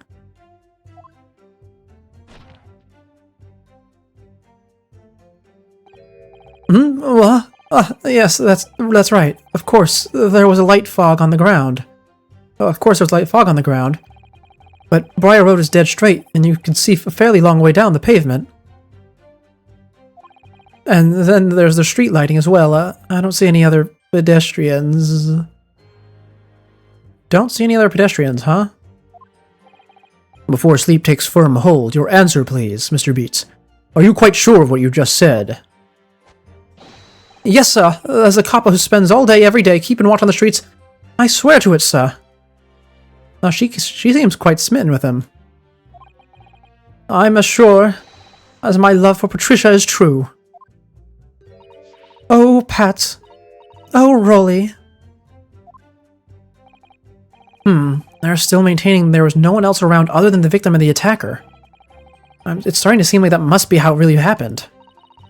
It's beginning to seem like there was nowhere to run. Well, that didn't stop Mr. Natsume, did it? He fled the scene all too convincingly.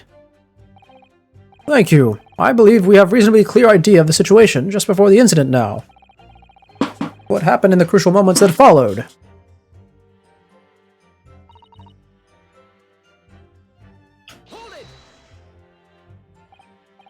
Scattered something. What do you mean by that? Oh, well, I couldn't quite make out what it was at the time, but when we got closer, we realized what it was. Didn't we, darling?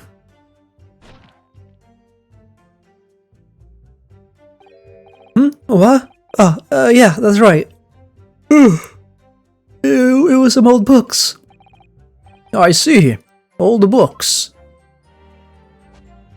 Yes, sir. The culprit had dropped a number of them, all around where the victim lay on the pavement. Indeed, as clearly pictured in this photographic print. That rotten Japanese man did that when he attacked the deed. When he did the deed. And let's not forget that it remains to be established that the defendant was indeed the attacker. But we saw him. It was the man in the dock, without question, sir. The mustache, the hunched back, the cat-like eyes, the taut mouth, the snub nose. Everything. Any more insults you want to throw in? That's right. He looked down at the poor, defenseless woman with those terrifying, intense eyes, and then suddenly threw his books on the pavement and ran away. I see. This is tough. It seems as though they're telling the truth here. May I remind the court this unambiguous testimony comes from a policeman and his wife. Now, please, continue. Yes, sir. Man, they are really tough, huh? Hold it! Was it your husband who went to fetch for help? No, I went. I may not be a police officer myself, but I am a proud wife of one after all. Isn't that right, my darling?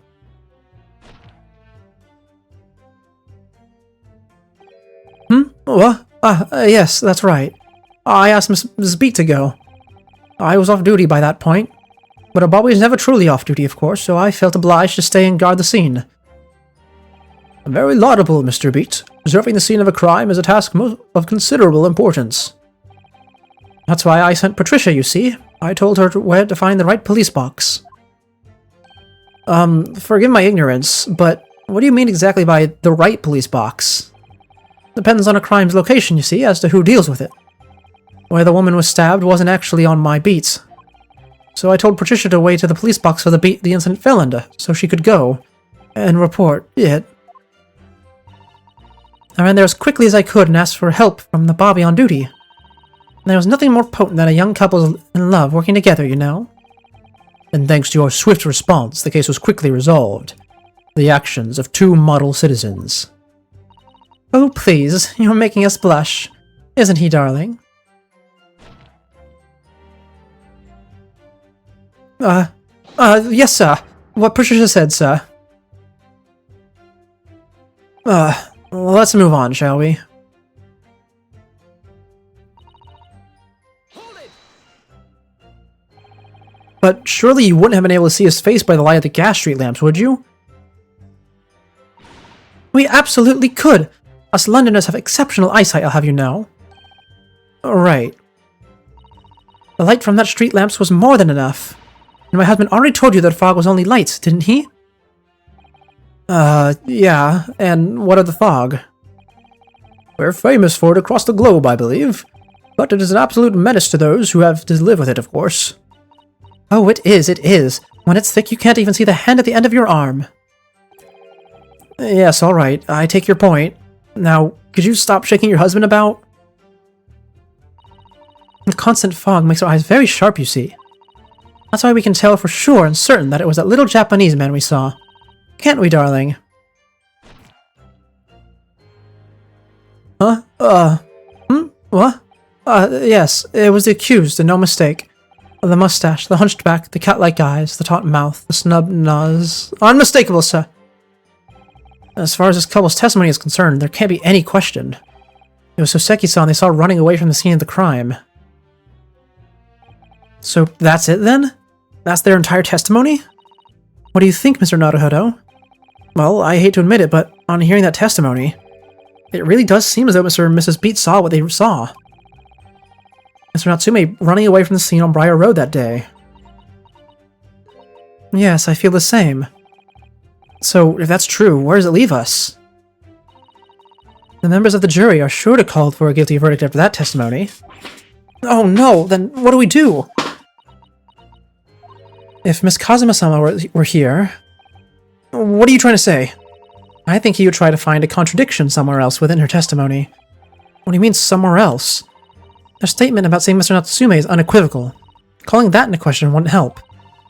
But if you could identify some other part of their testimony which appears to contradict the facts, you might be able to discredit them, to make the jury doubt if the pair's memory of the day is accurate.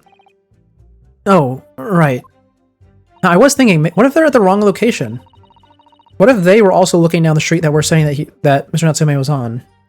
Put simply, we must focus on finding a discrepancy in the statements of somewhere. If we don't, I'm afraid to try. Yeah, this is just a looping dialogue. Okay. Their wedding anniversary. When Rolly was taking out for a meal, there's no time to change after work. That is fair enough.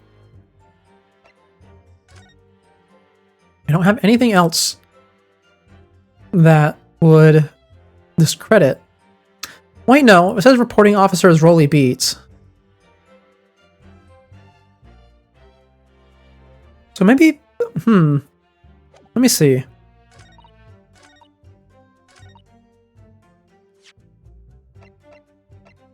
Objection. No, no, that's not it. Okay, now we're down at 1 life. What exactly is this? Let's go back to the start. Yeah. Can't argue with the anniversary thing. 2 silhouettes on the fog. The pavement in front of you. So you're looking north.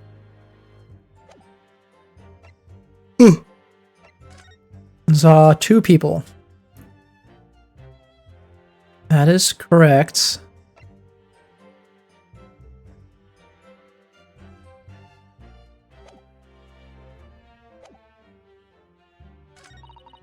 All of a sudden, one of them collapsed on the floor. And the other scatters on me before running off. Collapsed on the floor and then scattered the books. Oh, it's... I don't see him running away. True.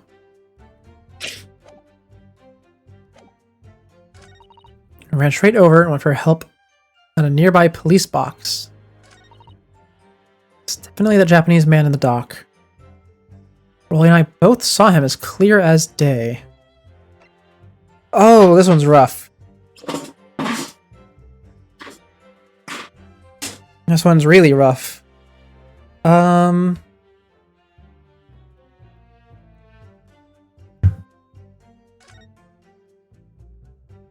We don't have any restaurants marked.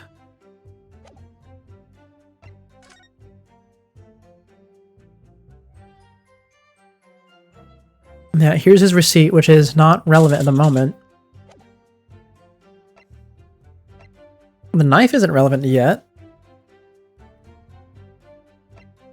So it's either the crime scene photo or the case file. On the photo, we see our victim from behind.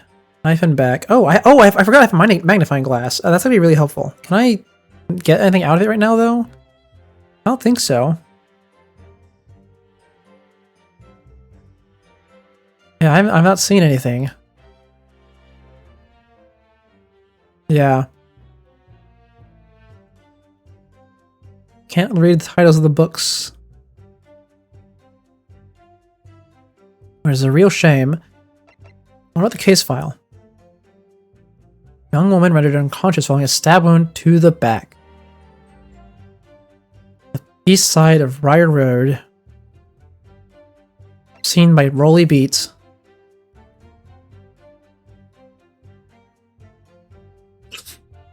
Large stab wound. Single stab wound from a large knife. I guess we're calling this a large knife. Assailant was seen running away by the reporting officer.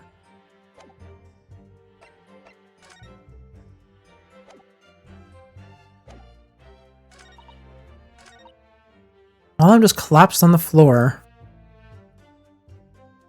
They just collapsed on the floor? You didn't see a stab or anything?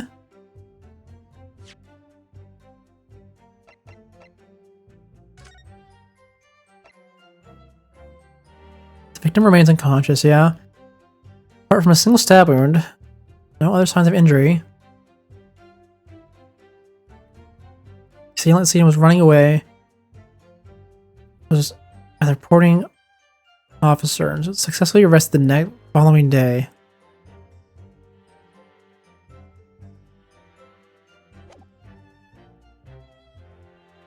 The issue I have here is that if he was running like backwards, then how did he get back to his apartment? I mean, I guess he has a whole day to get back there.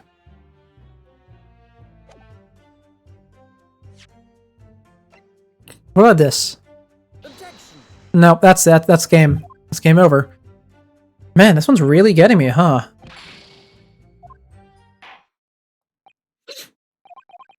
Yeah, I know.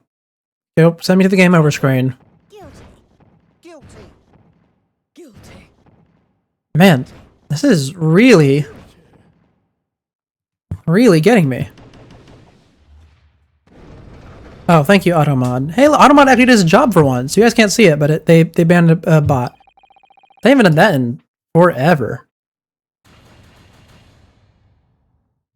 Hey, well, we're guilty, I suppose. Hmm. I'm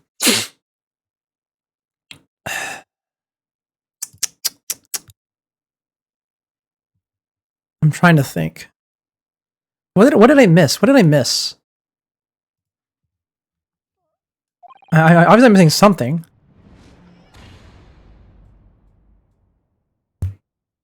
Yeah, retry from this scene, please.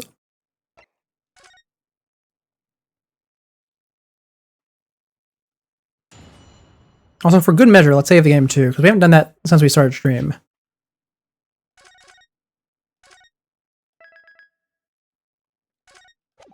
There we go.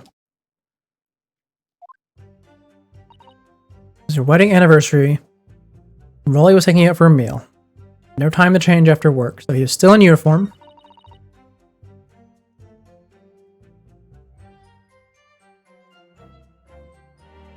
Two silhouettes appeared on the fog. Pavement in front of you. All of a sudden, one of them collapsed on the floor, and the other scattered before running off.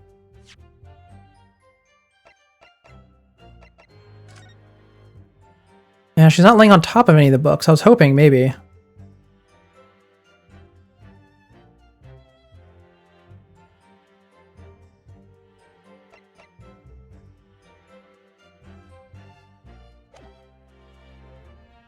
Hmm. Oh. What could it be? What could it be? All of a sudden, one of them just collapsed on the floor. Ran over to nearby police box.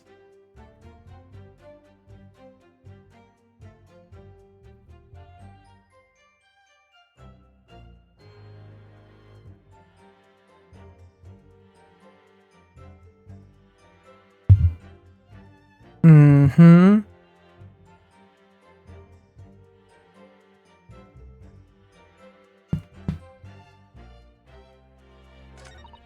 Definitely the Japanese man in the dock. You both saw him clear as day. This is... I think this is like the hardest... Well, I mean, it's obviously the hardest one we've had all day, because I'm struggling with it so much. But what is it?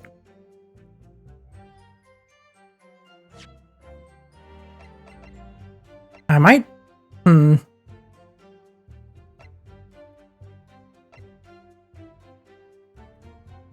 Overview of the case and the details about the victim. Yeah, sure. Let's try this. No, that's not it. I think we might brute force. Yeah, we're brute forcing this one. Yeah, it's too late. I can't figure this one out. Collapse on the floor. Ran straight over. Objection. That's not it. Bum bum bum bum bum bum bum bum.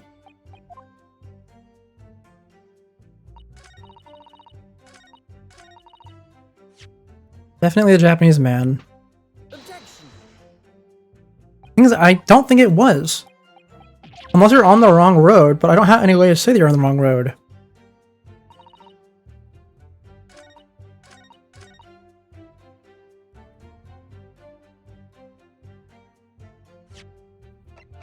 Objection.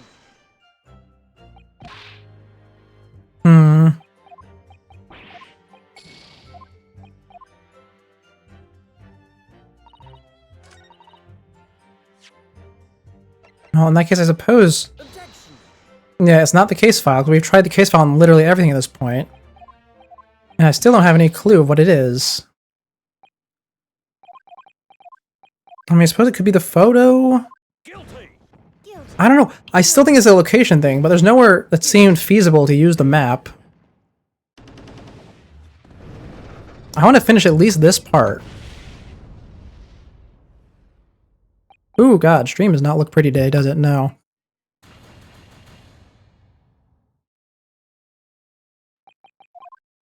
Yeah. Send me out. Actually, would it have been faster if I just loaded the save? It might have been.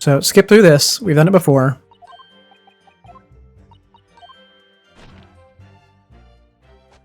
Aye, aye.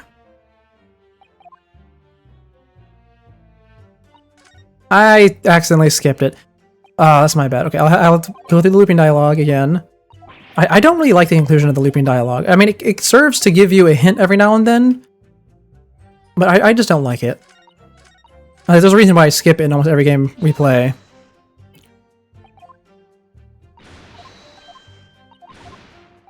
Okay, hold on. Almost done. Almost back to where we were before.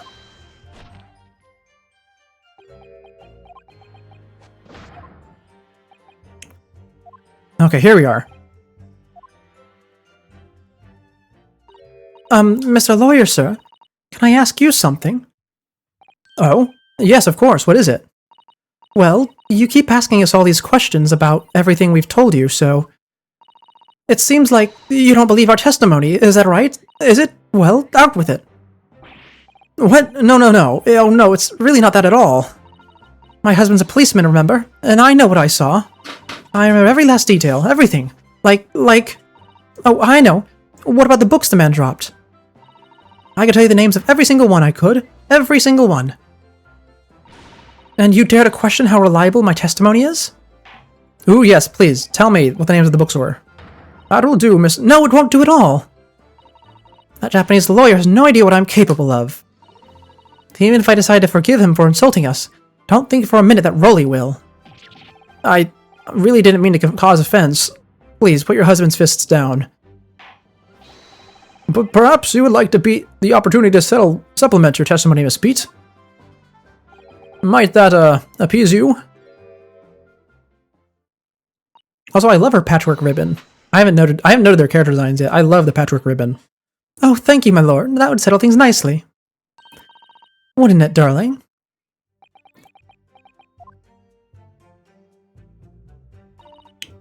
Yes. 4 books? Hey, hold on. He only had 3. I don't even need the names. Objection. So, you're saying that there were 4 books? That's right. I remember all of them. The picture of Monsieur Somebody, What's It Yearnings, A Meal for Someone, and The Thingamy Something. I'm sorry, Miss Beats, but there is a fundamental flaw in that statement of yours.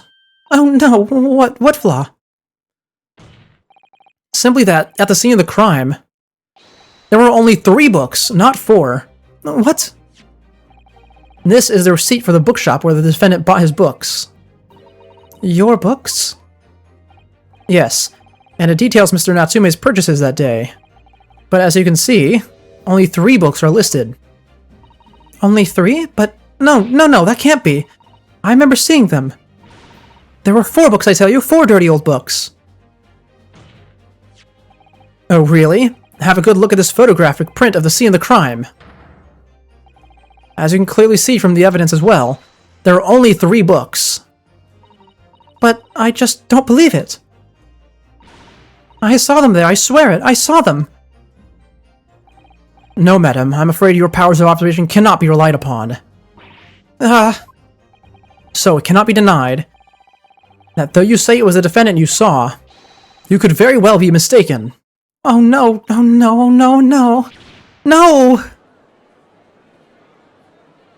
Objection.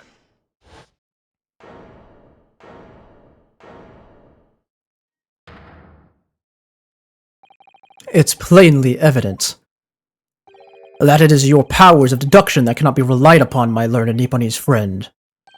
What? What cannot be denied is that these 2 witnesses saw the accused running from the scene. The fact that you know very well that you have no hope of disproving. So, you've striven to avert attention from that by dint of some inconsequential discrepancies. Would that be fair? He sees right through me. But your plan has somewhat recoiled against you. What are you talking about? It's quite simple. Let me explain with a toast. To the policeman's wife and her entirely accurate testimony, in every respect. Oh! You see, the matter is not up for debate. At the scene on Briar Road, a total of 4 books were most definitely found. But what about the photographic print? It only shows 3 books. Quite right. Only 3 can be seen in that print. That print? You mean to say... Allow me to present another, one that shows the victim's hand. The Lion's Pride. Hey, that's, yeah, the Lion's Pride, and it's burnt. That means this is from the same place. Like, what was his name? The Garadeb, place. I don't believe it. It's the 4th book. As you will observe, the 4th book was hidden from view in the original print by the victim's torso. No! No!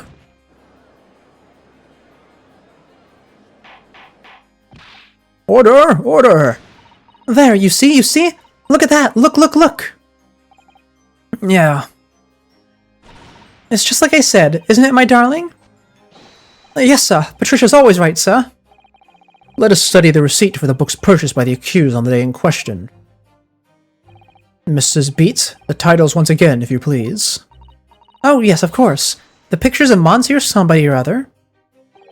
The picture of Monsieur Lecoq. What's it, yearnings? Canterbury yearnings. A meal for someone. A meal for Gaboriau, in fact. And the court has just heard the witnesses remembers the book titles flawlessly, save for a few minor details. Mrs. Beats' powers of recollection can only be described as exceptional. Did you hear that, Rolly? The gentleman paid me a compliment. Yes, sir. Flawless, sir. Patricia is flawless. But there were only 3 books on that receipt, and Miss Beat mentioned 4. There's nothing surprising about that. Clearly, the 4th book is that which is shown in the photographic print. I'm sorry, counsel, but does that not seem odd? Why should the 4th book be omitted from the receipt? It's not that odd at all, my lord. As the photograph clearly shows, the 4th book was found in the victim's clutches. In other words, it belongs to the victim. The victim was holding her own book? I wonder, what became of that 4th book? Obviously, it wasn't overlooked by the investigating officers at Scotland Yard. I have it here as evidence. You will submit that and the aforementioned photographic print to the court, please, counsel. My pleasure, my lord. Alright, I don't need to look at it, I already know what's to see about it. I will look at the book, though, just in case. Let me see. I know, before the prosecution rests. Lion's Pride, and it's all burnt up. Oh, look at this! The book had been badly burnt. You're right. You'd never be able to read it in this state, especially not the latter pages. What a terrible waste. Judging from the scorched edges of the paper, I think the damage must have occurred very recently. A book, recently damaged by fire. Why does it seem to raise a red flag to me? There we go, updated description, that's what we were looking for. The prosecution rests. I have nothing further to add. What? You seem surprised, my learned friend. But your resistance till now has been vain. Entertaining, yes, but futile. The spurious longer route to the accused's lodgings that you tried to establish in your summation examination, and the attempted discrediting of the witness's powers of recollection in your cross-examination. Futile? I walked right into this, didn't I? You see? Everything we've said is true. Isn't that right, my darling? Yes, Pat. Marry me, Pat. So, perhaps the ladies and gentlemen of the jury would like to reconsider their positions, should the court waste any more time on this Nepalese travesty. Or is the decision you have to make all too apparent already? You have heard all the witnesses and seen all the evidence. This trial has run its course. Mr. Naruhodo, I'm afraid we are in a terribly precarious position. I know, but if I fight back in the wrong... way now, I could very well just make matters worse. Think, Ryunosuke, think. What do you know? What do you do now? I'm not done yet. No, my learned friend. It's over. That last cross-examination was your final chance to establish a credible defense, and you failed. The die has been cast. There is no more room for debate. Well, it might be over as far as you're concerned, but... I can't think of what to say. If I may, Lord von Zykes, it seems somewhat boorish to close down the debate at this point. Your insignificant little Eastern Isle must be a lawless hole indeed. For a lowly judicial assistant to have the audacity to intervene at a moment like this. Oh. I am, to my shame, still a very inexperienced lawyer. So, you'll have to forgive me, but I consider my assistant's advice essential to her, and her opinions invaluable. Mr. Naruhodo? One of this land's greatest guiding principles is the tolerance. So, the court will hear you, madam. Go ahead, Mr. Sato. Please. Very well. Pray, what insight can you give us? What have we all overlooked in this matter that you see fit to pursue further? Well, the court has been presented with new evidence, but only after the last cross-examination finished. I see. And you believe that this new evidence warrants any further examination, do you? Mr. Naruhodo, what do you think? It's just possible that this new evidence might be the decisive proof we've been waiting for. The judge is sure to ask the members of the jury to announce their leanings in the moment. And of course, he's sure to ask you to explain what the crucial piece of evidence is and why. So you must take this opportunity to examine the newly presented evidence as thoroughly as possible. Yes, I understand, and thank you, Mr. Sato. This is it. Sato-san has managed to win us one last chance here. I can't let it go to waste. The defense wishes to present evidence, my lord. Very well. The defense may present one further piece of evidence. Evidence that apparently offers profound insight into the case that has hitherto been overlooked. It's the new book. Obviously. The evidence in question is what we can see from the newly presented photographic print of the crime scene. The fourth book, found in the victim's hand. We have already discussed the fourth book at length. Other than it being the victim's grasp at the time of the incident, no significance has been attached to it. Pursuing the matter further would be a flagrant waste of the court's time, as you well know. Yes, I'm afraid, counsel, I must concur with the prosecution on this matter. I afforded you this opportunity. You led the court to believe the evidence in question contained a hitherto undiscovered clue. So I must insist that you elaborate, counsel. You will identify this clue at once. Do I make myself clear? Oh, yes, my lord. It's, Mr. Naruhodo. I believe the prosecution is trying to avoid a thorough examination of the evidence. Which means, you may very well be on the right track. Yes, I think you might be right. So, counsel, precisely where is the vital clue on this case, which this fourth book conceals?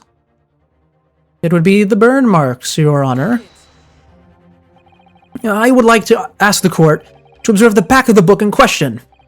The back? What do you... Oh, good gracious! It has been burnt to a crisp. So, we have to ask ourselves, why was the victim clutching what is clearly an unreadable book? It is undeniably an extremely unnatural thing for her to have been doing. Objection! Unnatural, you say? And what of it, my Nipponese friend? Oh! Were I to concede the point, if it bears no relation to the case, there would be nothing to discuss. So, should you wish to assert that this fire damage is some veiled clue as to what happened that day? Pray, do enlighten us all. What truth does this charred book hide? A charred book. There is just one possibility here, which I can't quite bring myself to rule out. It's an outside chance, certainly, but worth a try. Alright, I'll explain my theory. Don't keep us waiting any longer, Counsel. Explain this theory of yours. What are you suggesting that you can ascertain from the fire damage this sorry tome has suffered? My lord, the burn on the back of this book reveals a startling truth about the book's owner. I beg your pardon. But we already know who the book belongs to. The victim was gripping it in her hand as she fell to the floor after all. It's obviously hers. The question of how this book came to be in the victim's hand has yet to be answered. However, as to the questions of who the book really belongs to and where it originated, the defense has very credible answers. Good gracious, how can you possibly... Very well, I'll play along with this futile attempt to delay your inevitable demise. But do remember, the members of the jury may well burn you if your little gamble goes awry. Counsel, the defense's response here is very likely to influence the final outcome of the trial. So tell the court, who do you claim is the owner of this burnt book? Take that! And the answer is the book belongs to a couple who own the house where the defendant has his lodgings. A certain Mr. and Mrs. Garadeb, the landlords. And whether this is some extraordinary coincidence or some kind of fate at work, I don't know, but...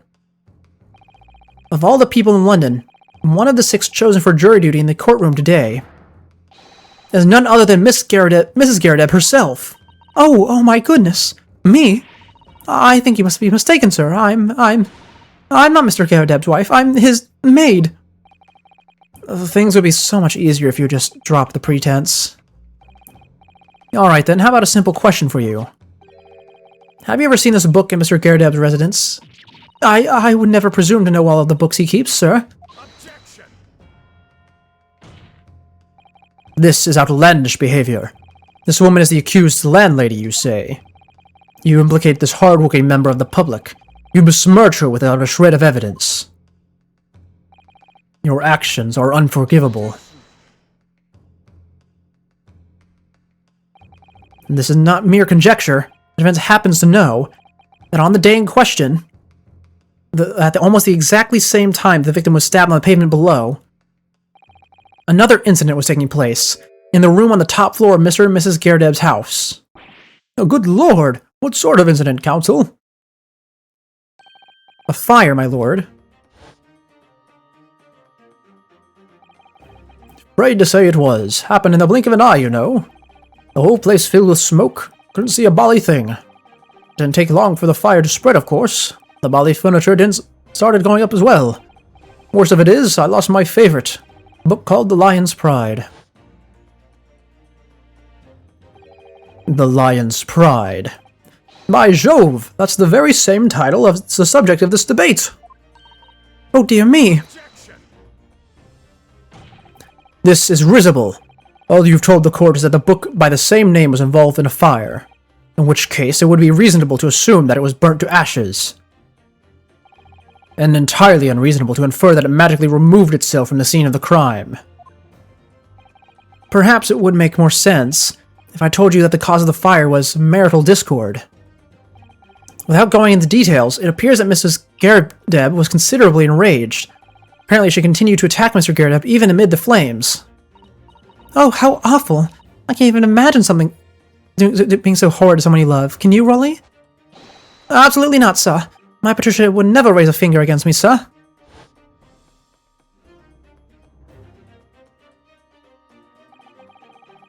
I had all my favorite old novels in that case.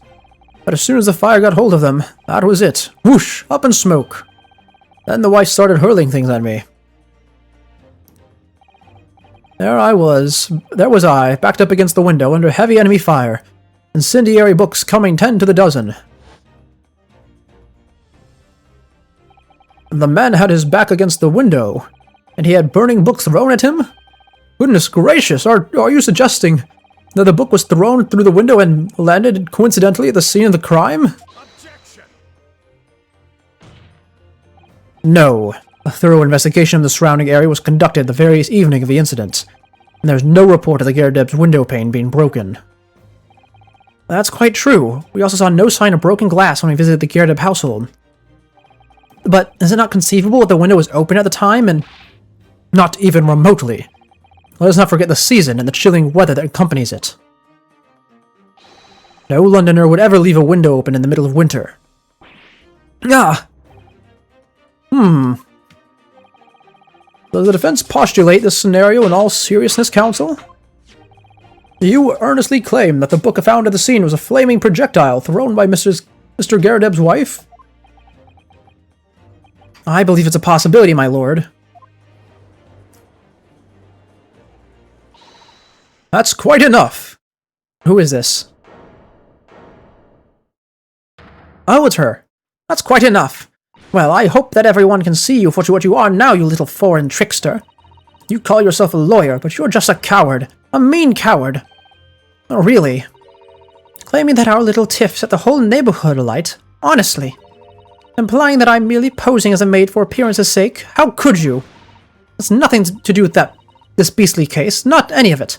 All you've done is sully our family's name. No, I assure you, that was never my intention.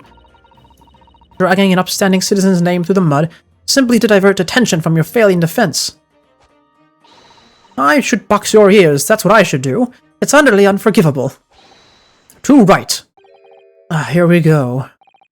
How long have we sat here now, listening to this Nipponese spouting his fancy foreign theories? But think about it. At the end of the day, the only person who could have possibly stabbed the victim is that little hunchback with the mustache, as he ran from the scene too. I do declare you're right. It's true. Yes, what did I tell you? Makes sense to me. Sorry, what's that? Well, it would appear that the ladies and gentlemen of the jury are once again in full agreement. What is your position, Lord von Zykes? In truth, my lord, I feel these have been unnecessarily protracted proceedings. But then one must always exercise patience in order to savor the best vintage. No, wait! The mystery of the fourth book still hasn't been... Oh my. If books are your predilection, my learned friend, study them on your own time.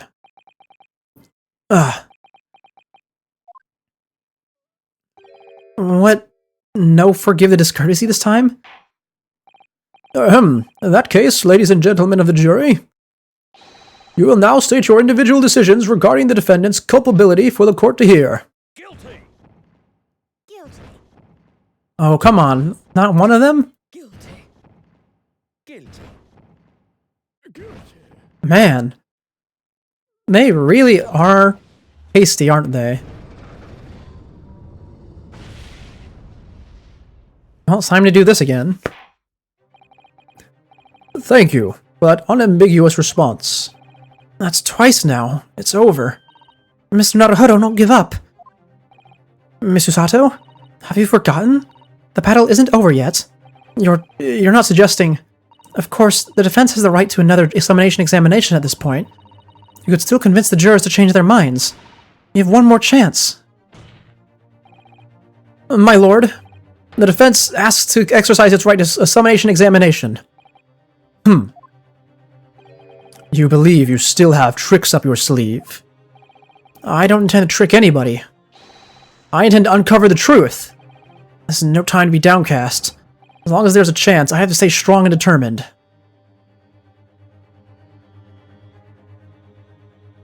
Oh, and there's to be continued. Oh, what time is it?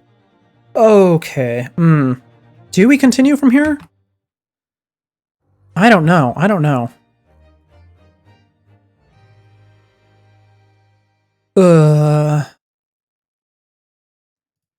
No, I think we'll save it for now. Because I do have a few things I need to do, and then we'll come back later tonight and we'll finish things off. Does that sound good to you guys? I think it sounds good to me.